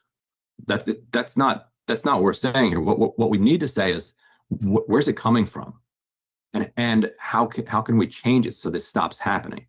And you're never going to get there if you don't treat them like people who are. That's really the heart of this whole manosphere thing. Even before the manosphere, there was like the men's rights movement and all that. And it's I think we're learning a lesson here about women. As a group, women are not going to treat men like people, and maybe you shouldn't expect them to. And so, and I keep coming to this bitter conclusion over and over again, and I kind of sum it up in a basic, really short sentence, I guess, right? The nature of female reality dictates oppression.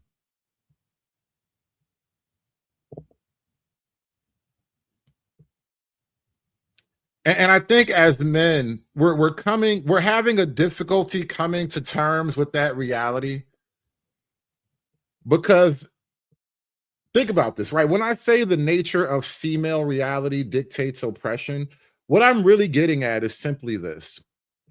If the women are given a free hand, they will completely and thoroughly subjugate the women to whatever their ends are, whatever they perceive their needs to be. They will completely and thoroughly subjugate the men without any real emotional or quote moral conundrum. The women will not feel morally conflicted by it. The men, on the other hand, because men do conceive of things like morality, what God wants, why should I do a thing, what makes a thing good in the first place, because men, we ponder these questions, we spend time alone in deep thought about these realities. We've decided not to completely subjugate the women. By and large, there are lesser developed societies, and over time, it wasn't always that nice either. But as a rule, men in any civilization you can name of have not brutally oppressed the women as much as they could have, and especially compared to other places on the earth. I just played a video yesterday. Some chick in the Muslim world was literally getting hit in the face with rocks, man. In the Western world, we have long given up on the practice of hitting women in the face with rocks. We just don't hit chicks in the face with rocks like that. Women, on the other hand, would not feel any sympathy about you being beaten to death with rocks. They would find a way to make it your fault. You got to be quicker than that. Subjects to these forces, and if you all you want to do is say that these are just awful creatures. But come on now, Ryan. That's not what Jill said. And God, strike me down for having to defil Jill Filipovich for this entire episode. It's what men and boys hear, like, overwhelmingly from the Democrats. Of course they do, but it's difficult. It's difficult as a young woman to, kind of hear that and take it seriously, because really, when you say treat young men and boys like people, what comes to mind is the fact that they don't treat us like people. No, that's fair. And they need to, and somebody, the left needs to model that kind of behavior. It needs to model that we're all in this together. And we're talking here. And there's the problem. You don't have a way of depicting positive, healthy masculinity. All you can ever do is talk about things that you hate. And on the other hand, and this is the irony of it all, this is what makes it so confusing. As much as you talk about the men you hate, those are the guys who get all the bitches. About the feelings of young men and boys, and it just feels so right. So tedious. This is where you guys always lose me. Whenever anybody says the kinds of things I'm saying, it goes immediately to, oh, we're talking about the feelings of men and boys. And just saying that alone is supposed to be enough to kind of mock the idea, and we should all move on and talk about something serious, something that matters. Well, and well, no, Ella, the implication there is what doesn't matter are the feelings of men and boys. And it's not easy for men to say that. They're very like fragile dudes, but they do have feelings, and they won't tell you that they're hurt. What they will do is they will turn into reactionaries and lash out. So won't we think of the reactionaries' feelings? Yes. Yeah, but Ryan, I'm not even hearing young boy, like looking at all the Twitter threads and all the back and forth. I'm not seeing young boys assert themselves. I'm not seeing young boys saying, gosh, I wish someone would be more sympathetic to my way of life. I'm seeing this is a great point. And Ms. Cantrell, this is why my misogyny isn't a feeling. It is my misogyny is an intellectual disposition. There isn't a feeling of hatred behind my misogyny. To that degree, misogyny perhaps isn't even the most accurate term, but it's all we got, and it's all I'm gonna ride. I'm gonna ride with misogyny because it's all we got. It's the best word I got. But it's not a pure feeling of hatred of women. My misogyny is born of observation and acceptance of reality, right? When you say that for men, some guys are bigger and stronger. For women, the entire male species is bigger and stronger and can easily subdue. To subjugate men without moral qualm is perhaps a perverted attempt to mitigate, right? Which means you're to mitigate that biological reality, right? So what you're telling me is that biologically you are incapable of morality. From a biological perspective, you are revealing your incapability to grasp with a moral conundrum. And you know why you're revealing that?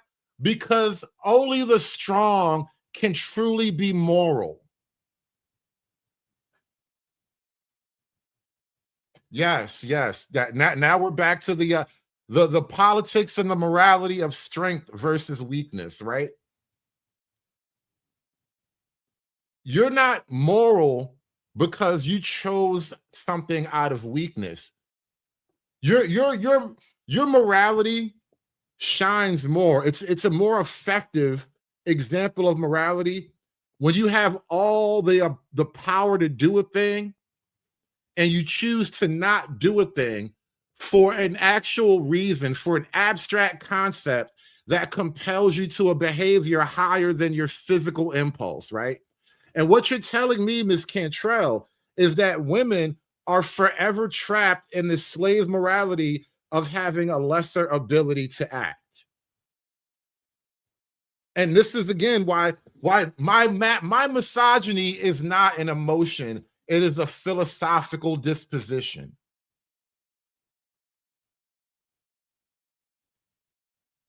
And thank you for that, though. That's actually a revelatory statement, and I think that is probably a lot closer to reality than it makes most people comfortable. But I think that really does get to the heart of a lot of the dispositional difference between men and women.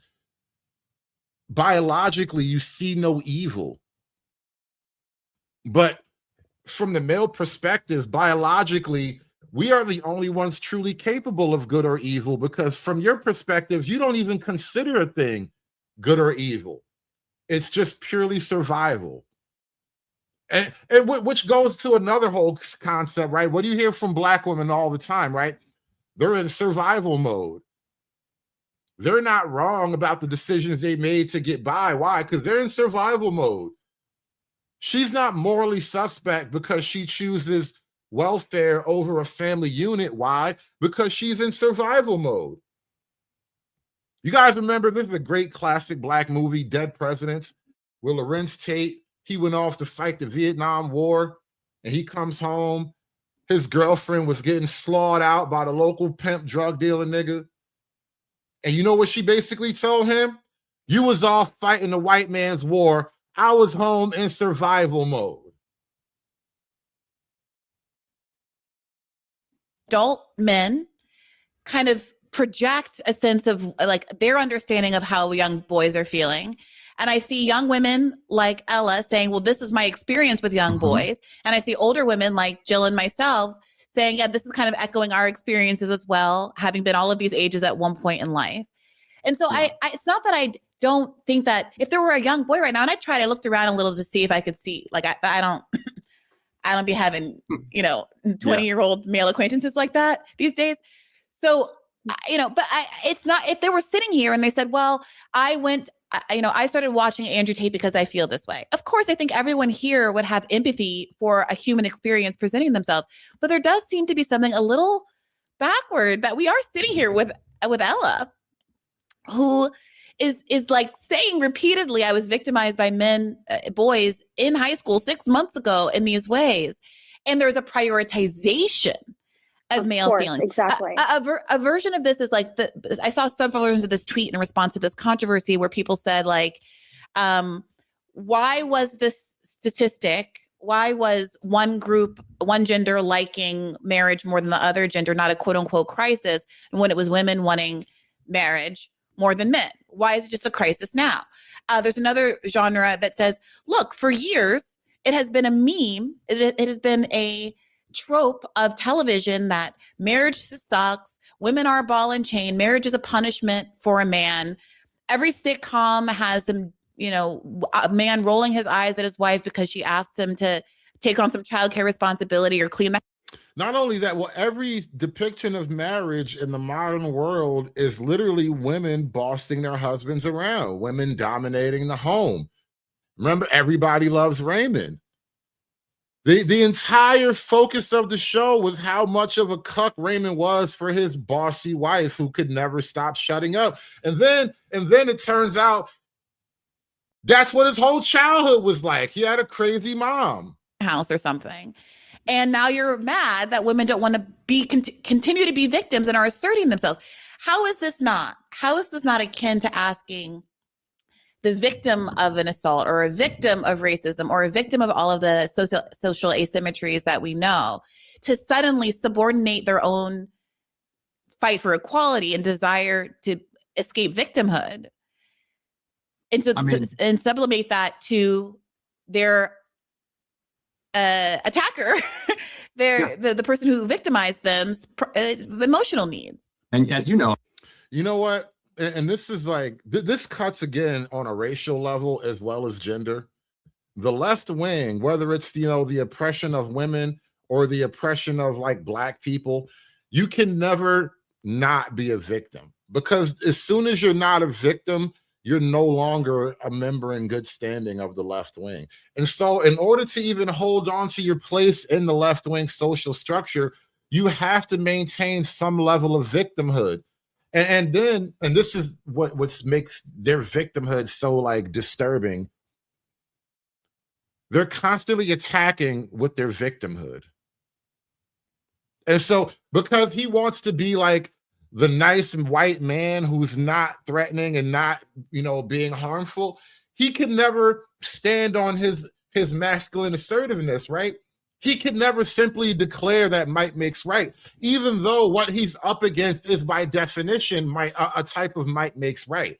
This is the feminine application of might makes right, which in practice, the difference is being bludgeoned to death by a shield versus being beheaded by a sword, right? Ultimately, you're going to die either way, but one is a lot quicker and cleaner and more definitive. The other one, it claims a victimhood while constantly being on the attack. I've spent a lot of my career covering criminal justice system and criminal justice reform. Yeah. The speech that you just gave could have been delivered by a, what would you call it? Anti-criminal justice reform person verbatim. No, it couldn't, right? You're asking the victims of crime to subjugate, to like subsume themselves to the broader. You're talking about these root causes of crime. Yes, you can deal with root causes of crimes. I don't ask the rape victim. Will you shut up and let the white man talk? God damn. This is why nobody likes you bitches. Shut the hell up and let the white man say something. Can the white man talk a little bit? You invited him here. You're probably not even giving him no money. He doing this out of the pure whiteness of his heart. and you bitches won't shut the fuck up. Can a nigga live? Can a nigga live? Please.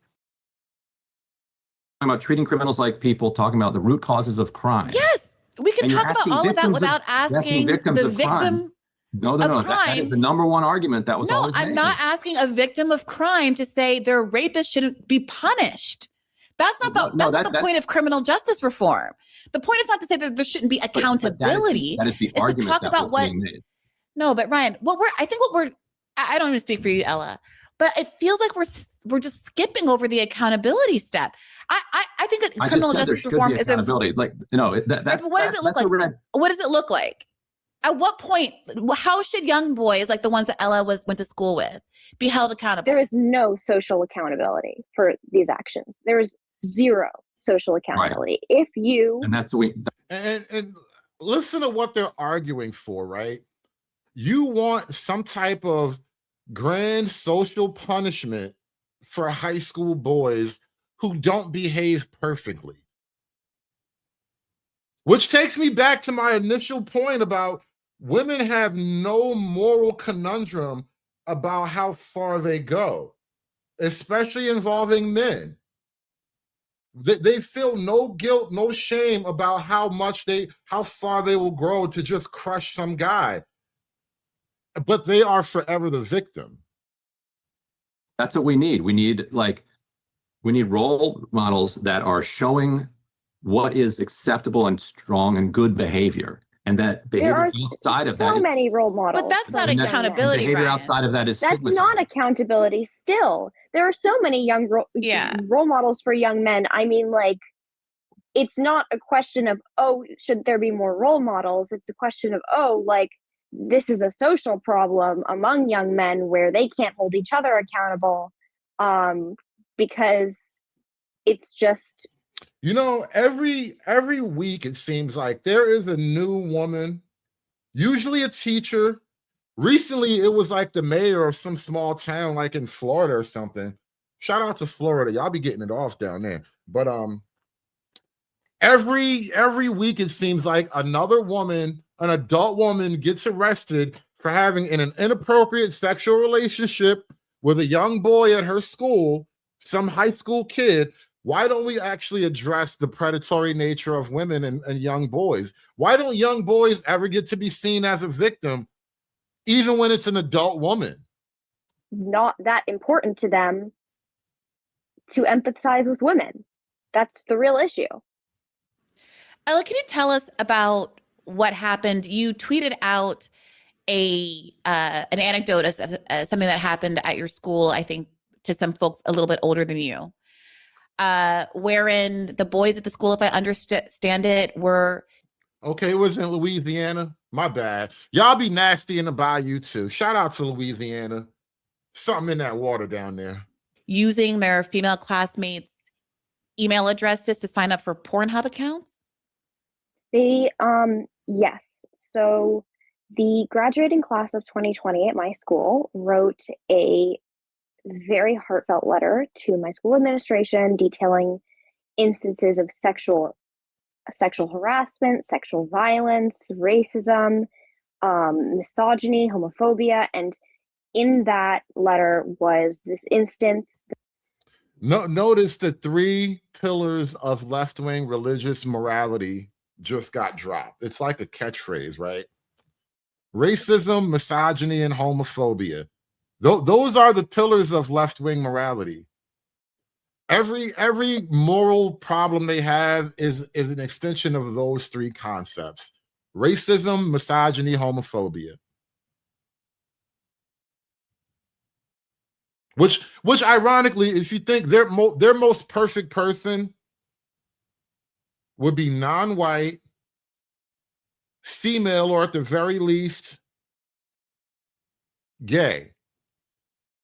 That is like a rough approximation of their Jesus-like figure. A non-white, feminine man, or just a woman, a queer woman, a non-white queer woman is basically left-wing Jesus. Could be a transgender, but still that would count as a queer woman. That had happened where young men had signed up their female and queer classmates for Pornhub accounts using targeted usernames, and they sign them up using their school emails. So I can't speak on that, as that wasn't my I did not go to school with that cohort of people, but I can speak to the fact that if this happened when I was in high school 6 months ago, I would be deeply unsurprised. Many similar things happened. It doesn't feel out of place for to happen in a high school. And you can kind of see in the replies of that tweet the real dismissal of women's feelings, saying, oh, but this isn't sexual harassment, this is nothing, this is just name calling, anyone could have done this, I'd love to be called a sexy ginger bitch. And these are adult men referring to children, to, God forbid, that sexy ginger bitch was maybe 14, maybe a freshman in high school. And to be clear, sexy ginger bitch is one of the nicer of these names. Ella, you're probably avoiding talking about some of the others because they're. Neither one of you will ever be called a sexy ginger bitch, and I know it kills you deep down inside. Again, there's a deep racial coding in this conversation. I'm going to be the guy to point it out. They're both mad that they'll never be sexy ginger bitches, no matter how hard they try. Chock full of racial epithets, which none of us should be saying. I can say some of them. So dirty nigger bitch is one of them. There's Asian slurs, dirty Jew bitch is another one. Big titty Latina. There's worse ones than the ones I just said. Okay. And that's not this isn't the worst thing that's ever happened to anyone in high school.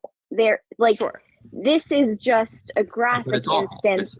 It's awful. It is awful. And, yes, and it's reflective of the dehumanizing attitude that these girls are experiencing from boys. So again, Ren, I would ask you it's a product of the right-wing socialization of young men and boys.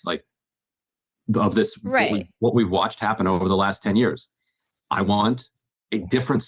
How all of a sudden, as much as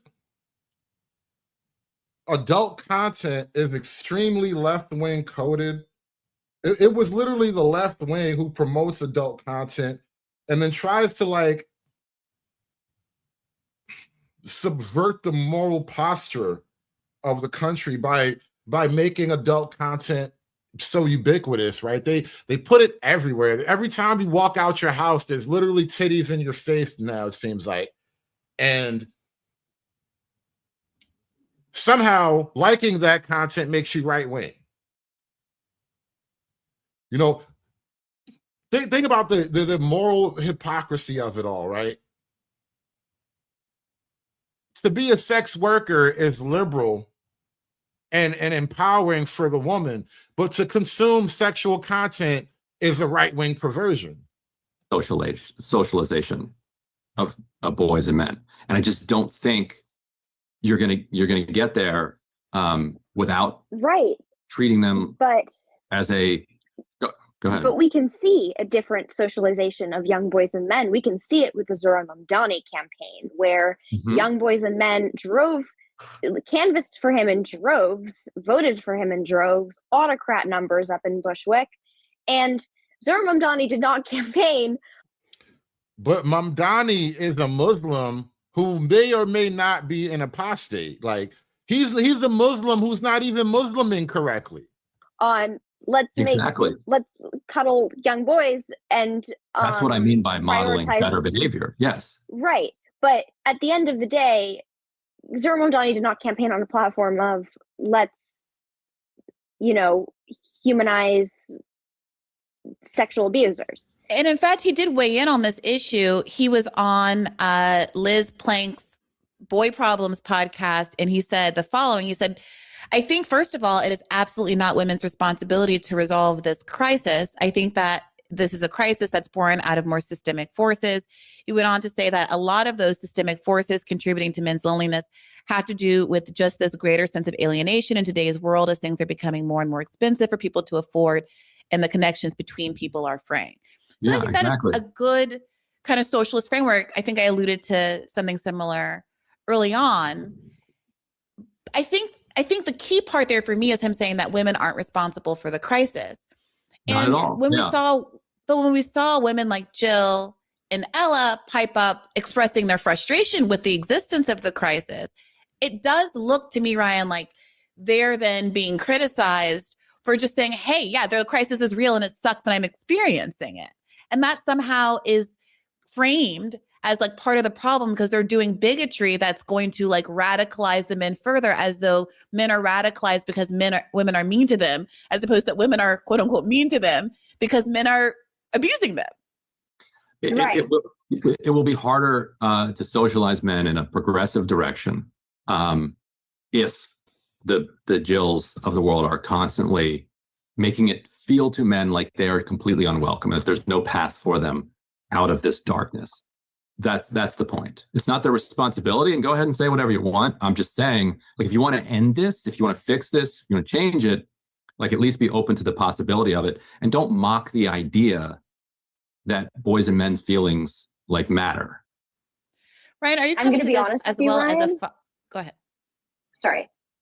No, go ahead, Ella. Ryan, a lot of my peers do mock the idea of male loneliness. I know they because do. At the end of the I day, absolutely know they do. We hear it all the time. We hear it from you all the time. but you know what? And now she's gonna justify her mocking, and then totally refuse to take any accountability for the fact that you've been doing this for 40 years, for 70 years, maybe. Because you're 18, you don't know the entire expanse of what you're doing. The whole span of feminism kind of escapes you right now. So you just think, well, I have every right to be a bitch. We hear more misogyny. So it's difficult to take the idea of male loneliness seriously when I know what's driving the misogyny epidemic isn't male loneliness, it's misogyny. It's the pre-existing hatred for women. But pre-existing to what? Time immemorial? I mean, these are social constructs. Men are socialized from birth to hate women. It's true, Ryan. Since Like, when? Since when, though? Like, Since always. It's worse. Because it's worse. The dawn of time. It's so much worse today than But it was what's even making it 15 years worse- ago. And there has not been a change in humanity in like the But there fundamental has nature. been. There has been. It's called Not- feminism, not- Ryan. not in- the change in humanity is that women are able to, they don't rely on men. This isn't What she's not really putting together in her own words, like she said it, but can't intellectually connect the dots. Feminism is making women hate men. Like the But there has fundamental nature. been. There has been. It's called Not- feminism, not Ryan. in- The change in humanity is that women are able to, they don't rely on men. This isn't Jane Austen, and I don't need a man who makes 400 a 15 year. Like to- 10, 15 years ago. Like, no, the charts are collapsing at a much higher rate than like women entering the workforce. So what do you 15 years attribute it ago, to? Me Too had just been born. Like, That's true No, too. much less than that. Well, I mean, 7 years ago. 10 years ago. Yeah. Yeah. So to what do you attribute that Ryan? What do you think the rapid shift? I think it's the right. And the left wing culture really is struggling with the realization that no matter what, they actually do need at least a critical mass of men, not just some men. They need a lot of men. And now they don't understand why the men don't want to go along with constantly being told that it's your fault, you're the problem, we have to punish you to fix things. It's the right-wing socialization. Like, it's the conscious right-wing culturalization. And by that you mean it's the way manosphere. that women are young women are being treated so poorly. Yeah. Now it's the manosphere's fault that the left is losing again. Is making them the manosphere. All of the things that Ella pointed to, I think are a driving. right. cause. But I was asking, what is driving women's disinterest in marriage, young women's and girls' and disinterest in marriage? Oh, And you say it's the manosphere, but I'm like, well, it's the women's disinterest. So what's driving them? It's not the manosphere per se. It's how they're being treated by men, right? Right. Yeah. Again, Yeah, it's no, like the focus of this conversation is Yes. constantly on. No. Yeah. You know, women are the ones that are changing, not men. Men still want marriage. Yeah, And I'm boys, like, right. me I'm not disagreeing with the problems that exist, and they're getting worse. I'm just saying, if we want to actually solve this, we have to like be a little bit more compassionate about it. That's not going to happen. Do you feel like you're coming to this also, Ryan, as a parent? Asking women to have compassion for men literally dries up the coochie. Look at her face. Her coochie just dried. She doesn't even know what that feeling is yet. She's still a girl. She doesn't even understand what's happening right now. But her coochie just dried up when he said, have compassion for men. Her pussy was like, nigga, what?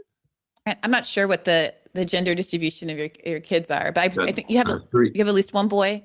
I have 3 girls and 1 boy. Yeah, I mean, not exactly. I'm not terribly. Most parents that I know are worried about their sons, that they're going to start watching Andrew Tate and will wind up going that direction. Maybe I'm being naive. I'm not terribly worried myself about that, but I'm on guard for it. How so? I mean, why aren't you why aren't you terribly worried about it? And how do you be on guard for something like that? Well, we monitor like YouTube and that sort of thing. We try to model, compassion and community and dignity and loving and try to pay very close attention to watch out. He also has 3 older sisters, which I think is helpful. Although that can be radicalizing. It can be radicalizing to people. It can go both ways. No, I'm more concerned about it for my daughters, because I don't want them to live in a world where they are constantly victims of the expressions of this rage. So. Oh, he's girl dadding. That's why you're acting like such a bitch. Stop girl dadding. Just tell these girls the truth. Oh, like, yeah, it's dark. It's bad. Like I just don't think that we would use that phrase in any other What phrase? scenario. The expressions of their rage. We would in think- fact. It's only in this case that we don't understand behavior to be the product of social construction. It's only in this no case. one's saying The that, left, right? the left. So when it's criminals, when it's the blacks, when it's women acting crazy, forces that are beyond their control in society have compelled them to behave in ways that we would otherwise find distasteful. But because it's women, but because it's blacks or some other marginalized group, we allow them grace, right? But we're not going to do any of that shit because it's men or white men in particular.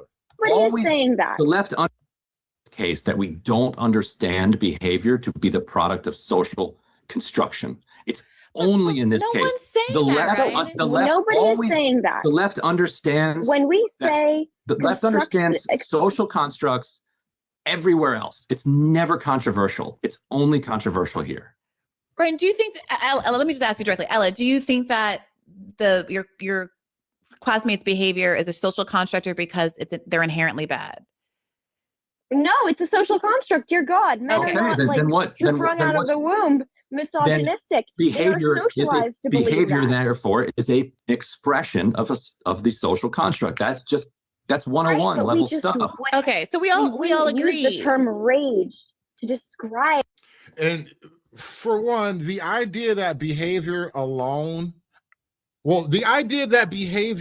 is purely an expression of social constructs alone completely rejects the biological reality of the human individual. You are not merely a product of your environment. You are written into your nature was also written into your biological being well before you inhabited some environment. You was who you was before you got here. Any other scenario, because rage implies that there's some real legitimate reason, a reason that holds up. Well, A, it doesn't necessarily imply that, and B, we would. Like, the rage at economic inequality is like, it's rage. Well, like economic and inequality is sometimes bad and women are great. And sometimes, but sometimes the part of it rage is too, directed in racist ways. And look at the smugness. This is why domestic violence happens. Look at her face. And she's sitting there with all of her feminine protected reality. Like you are untouched by any of the things that you really are afraid of. And you're just going to tell this man, oh, well, economic inequality is bad and women are wonderful. Like, this is exactly why domestic violence happens. By that, and B, we would. Like, the rage at economic inequality is like, it's rage. Well, like economic inequality is bad and women are great. I hit a woman for the first time in my life, and I'm having fun. And sometimes, but sometimes the rage is directed in racist ways, and sometimes the rage is directed in productive ways. I think this is part of the frustration too, that while I agree that it's a social construct, it is also true that everything that we've said about the economy being bad and jobs being bad, et cetera, women are experiencing too, right? And even worse. But the manifestation of that is different for men versus women because of how we're socialized. I don't think it's some innate intrinsic thing, although let me not go down that road. I don't think it's some innate intrinsic thing. I mean, some of it's innate and intrinsic, like the genders are different. Yeah, I don't like, that's a whole other podcast. No, because you can't do that now. You don't even want to start on the premise that men and women have intrinsic difference, because then it would start to tear apart your entire left-wing construct, in which the left itself is just it's built on a series of false social constructs. And the minute you start to pull at that thread a little too hard, they have to turn and pivot to another conversation. I'm too weary for that conversation right now. But I got to run in a second anyway, but go ahead. I know. Okay. So if you'll stay for just for a second, Ella, I'll wrap up with you. But I want to give you an opportunity, Ryan, just to respond to that last point that, like, do you sense any of the, do you understand what we're saying when there does seem to be some, like, all this latitude and grace? It's not that latitude and grace shouldn't be extended, but it's the disproportionate focus of the sympathy and latitude and grace that's being extended toward young men versus young women, because it feels like women are supposed to accept their lesser status. And it feels a little bit like, what did they say? When you're used to inequality, equality feels like oppression. It feels like one of those kinds of moments. Yes. Yeah, I think it's a matter of you have to confront your privilege. You are the white people in this conversation, Brianna. Brianna Gray, you are the white woman in this conversation. You and that funny looking chick below you. Of the sympathy and latitude and grace that's being extended toward young men versus young women, because it feels like women are supposed to accept their lesser status. And it feels a little bit like, what did they say? When you're used to inequality, equality feels like oppression. It feels like one of those kinds of moments. Yes. Yeah, I think it's a matter of perception, that we perceive it differently. I think from one side, people think like, oh, the men and boys are just completely coddled all the time. On the other side, they think that they get no grace whatsoever, and are the only group that isn't allowed to be part of a social construct. No grace, Ryan. In a man's America, it's a man's world. No grace. You guys are still running every single thing. You get no grace. And they're all miserable. Ryan. And they're all miserable. Oh, please. You guys are. This is why domestic violence happens, because you refuse to accept that he's hurting until you start to hurt. And then you call the police and it's all his fault. The hands of your own destruction. We're also miserable. Exactly. That's the whole point. We have a common enemy here. Not me. I'm doing great. Point single women. Yeah. All right. Oh, so single women are doing great and men are miserable. Which one is it? Is everybody happy? Like, so men do have a problem and single women are happy, which means that we have to look at men, right? Because women are doing wonderful. Of your own destruction. We're also miserable. Exactly. That's the whole point. We have a common enemy here. Not me. I'm doing great. Point single women. Yeah. All right, Ryan, I'll let you go. Do you want to tell people where to find you on the internet beyond drop site, No, etc.? definitely not. No, do not find me. Thank you. Okay, Ryan, I appreciate. That was the one gangster move he did this whole conversation. He literally said, no, don't contact me after this. I don't want you or your people to call me ever after this. That was the only gangster move he made this whole show. Not me. I'm doing great. with a woman Point president. single women. Yeah. All right, Ryan, I'll let you go. Do you want to tell people where to find you on the internet beyond drop site, No, etc.? definitely not. No, do not find me. Thank you. Okay, Ryan, I appreciate the grace that you showed in being willing to show up for this conversation. And we'll have to have you back soon to talk about more substantive political matters. Again, only the men are compelled to show grace, but no grace is ever given to them. She literally laughed. There was a belly laugh that she did at the idea of giving men grace. And the other one down there, her coochie dried up. So that's how they think about it. You listen, you have to be cold because they're cold-blooded. They're damn near reptiles. These bitches are damn near lizard people. Like this picture on the screen is so accurate. Yeah, for women to have to sit with the reality that this is how men perceive most female interaction, we become the bad guy. Somehow women learning that this is how men perceive most of our engagement with women, somehow we're the problem. But anyway, we're going to wrap this one up here. You guys, thank y'all so much for coming out today. Hit that like button as we wrap this one up. Please throw $1 in the hat as we are on our way out of the show. I need that money. But we're going to put a pin in this conversation. I will catch you guys tomorrow. Please like, share, and subscribe. Thank you so much for watching. Aspiring to be patriarchs like what white men have, that isn't freedom. That isn't going to help anybody. It's certainly not going to help Black people. It's done. It's done. It's done. It's done.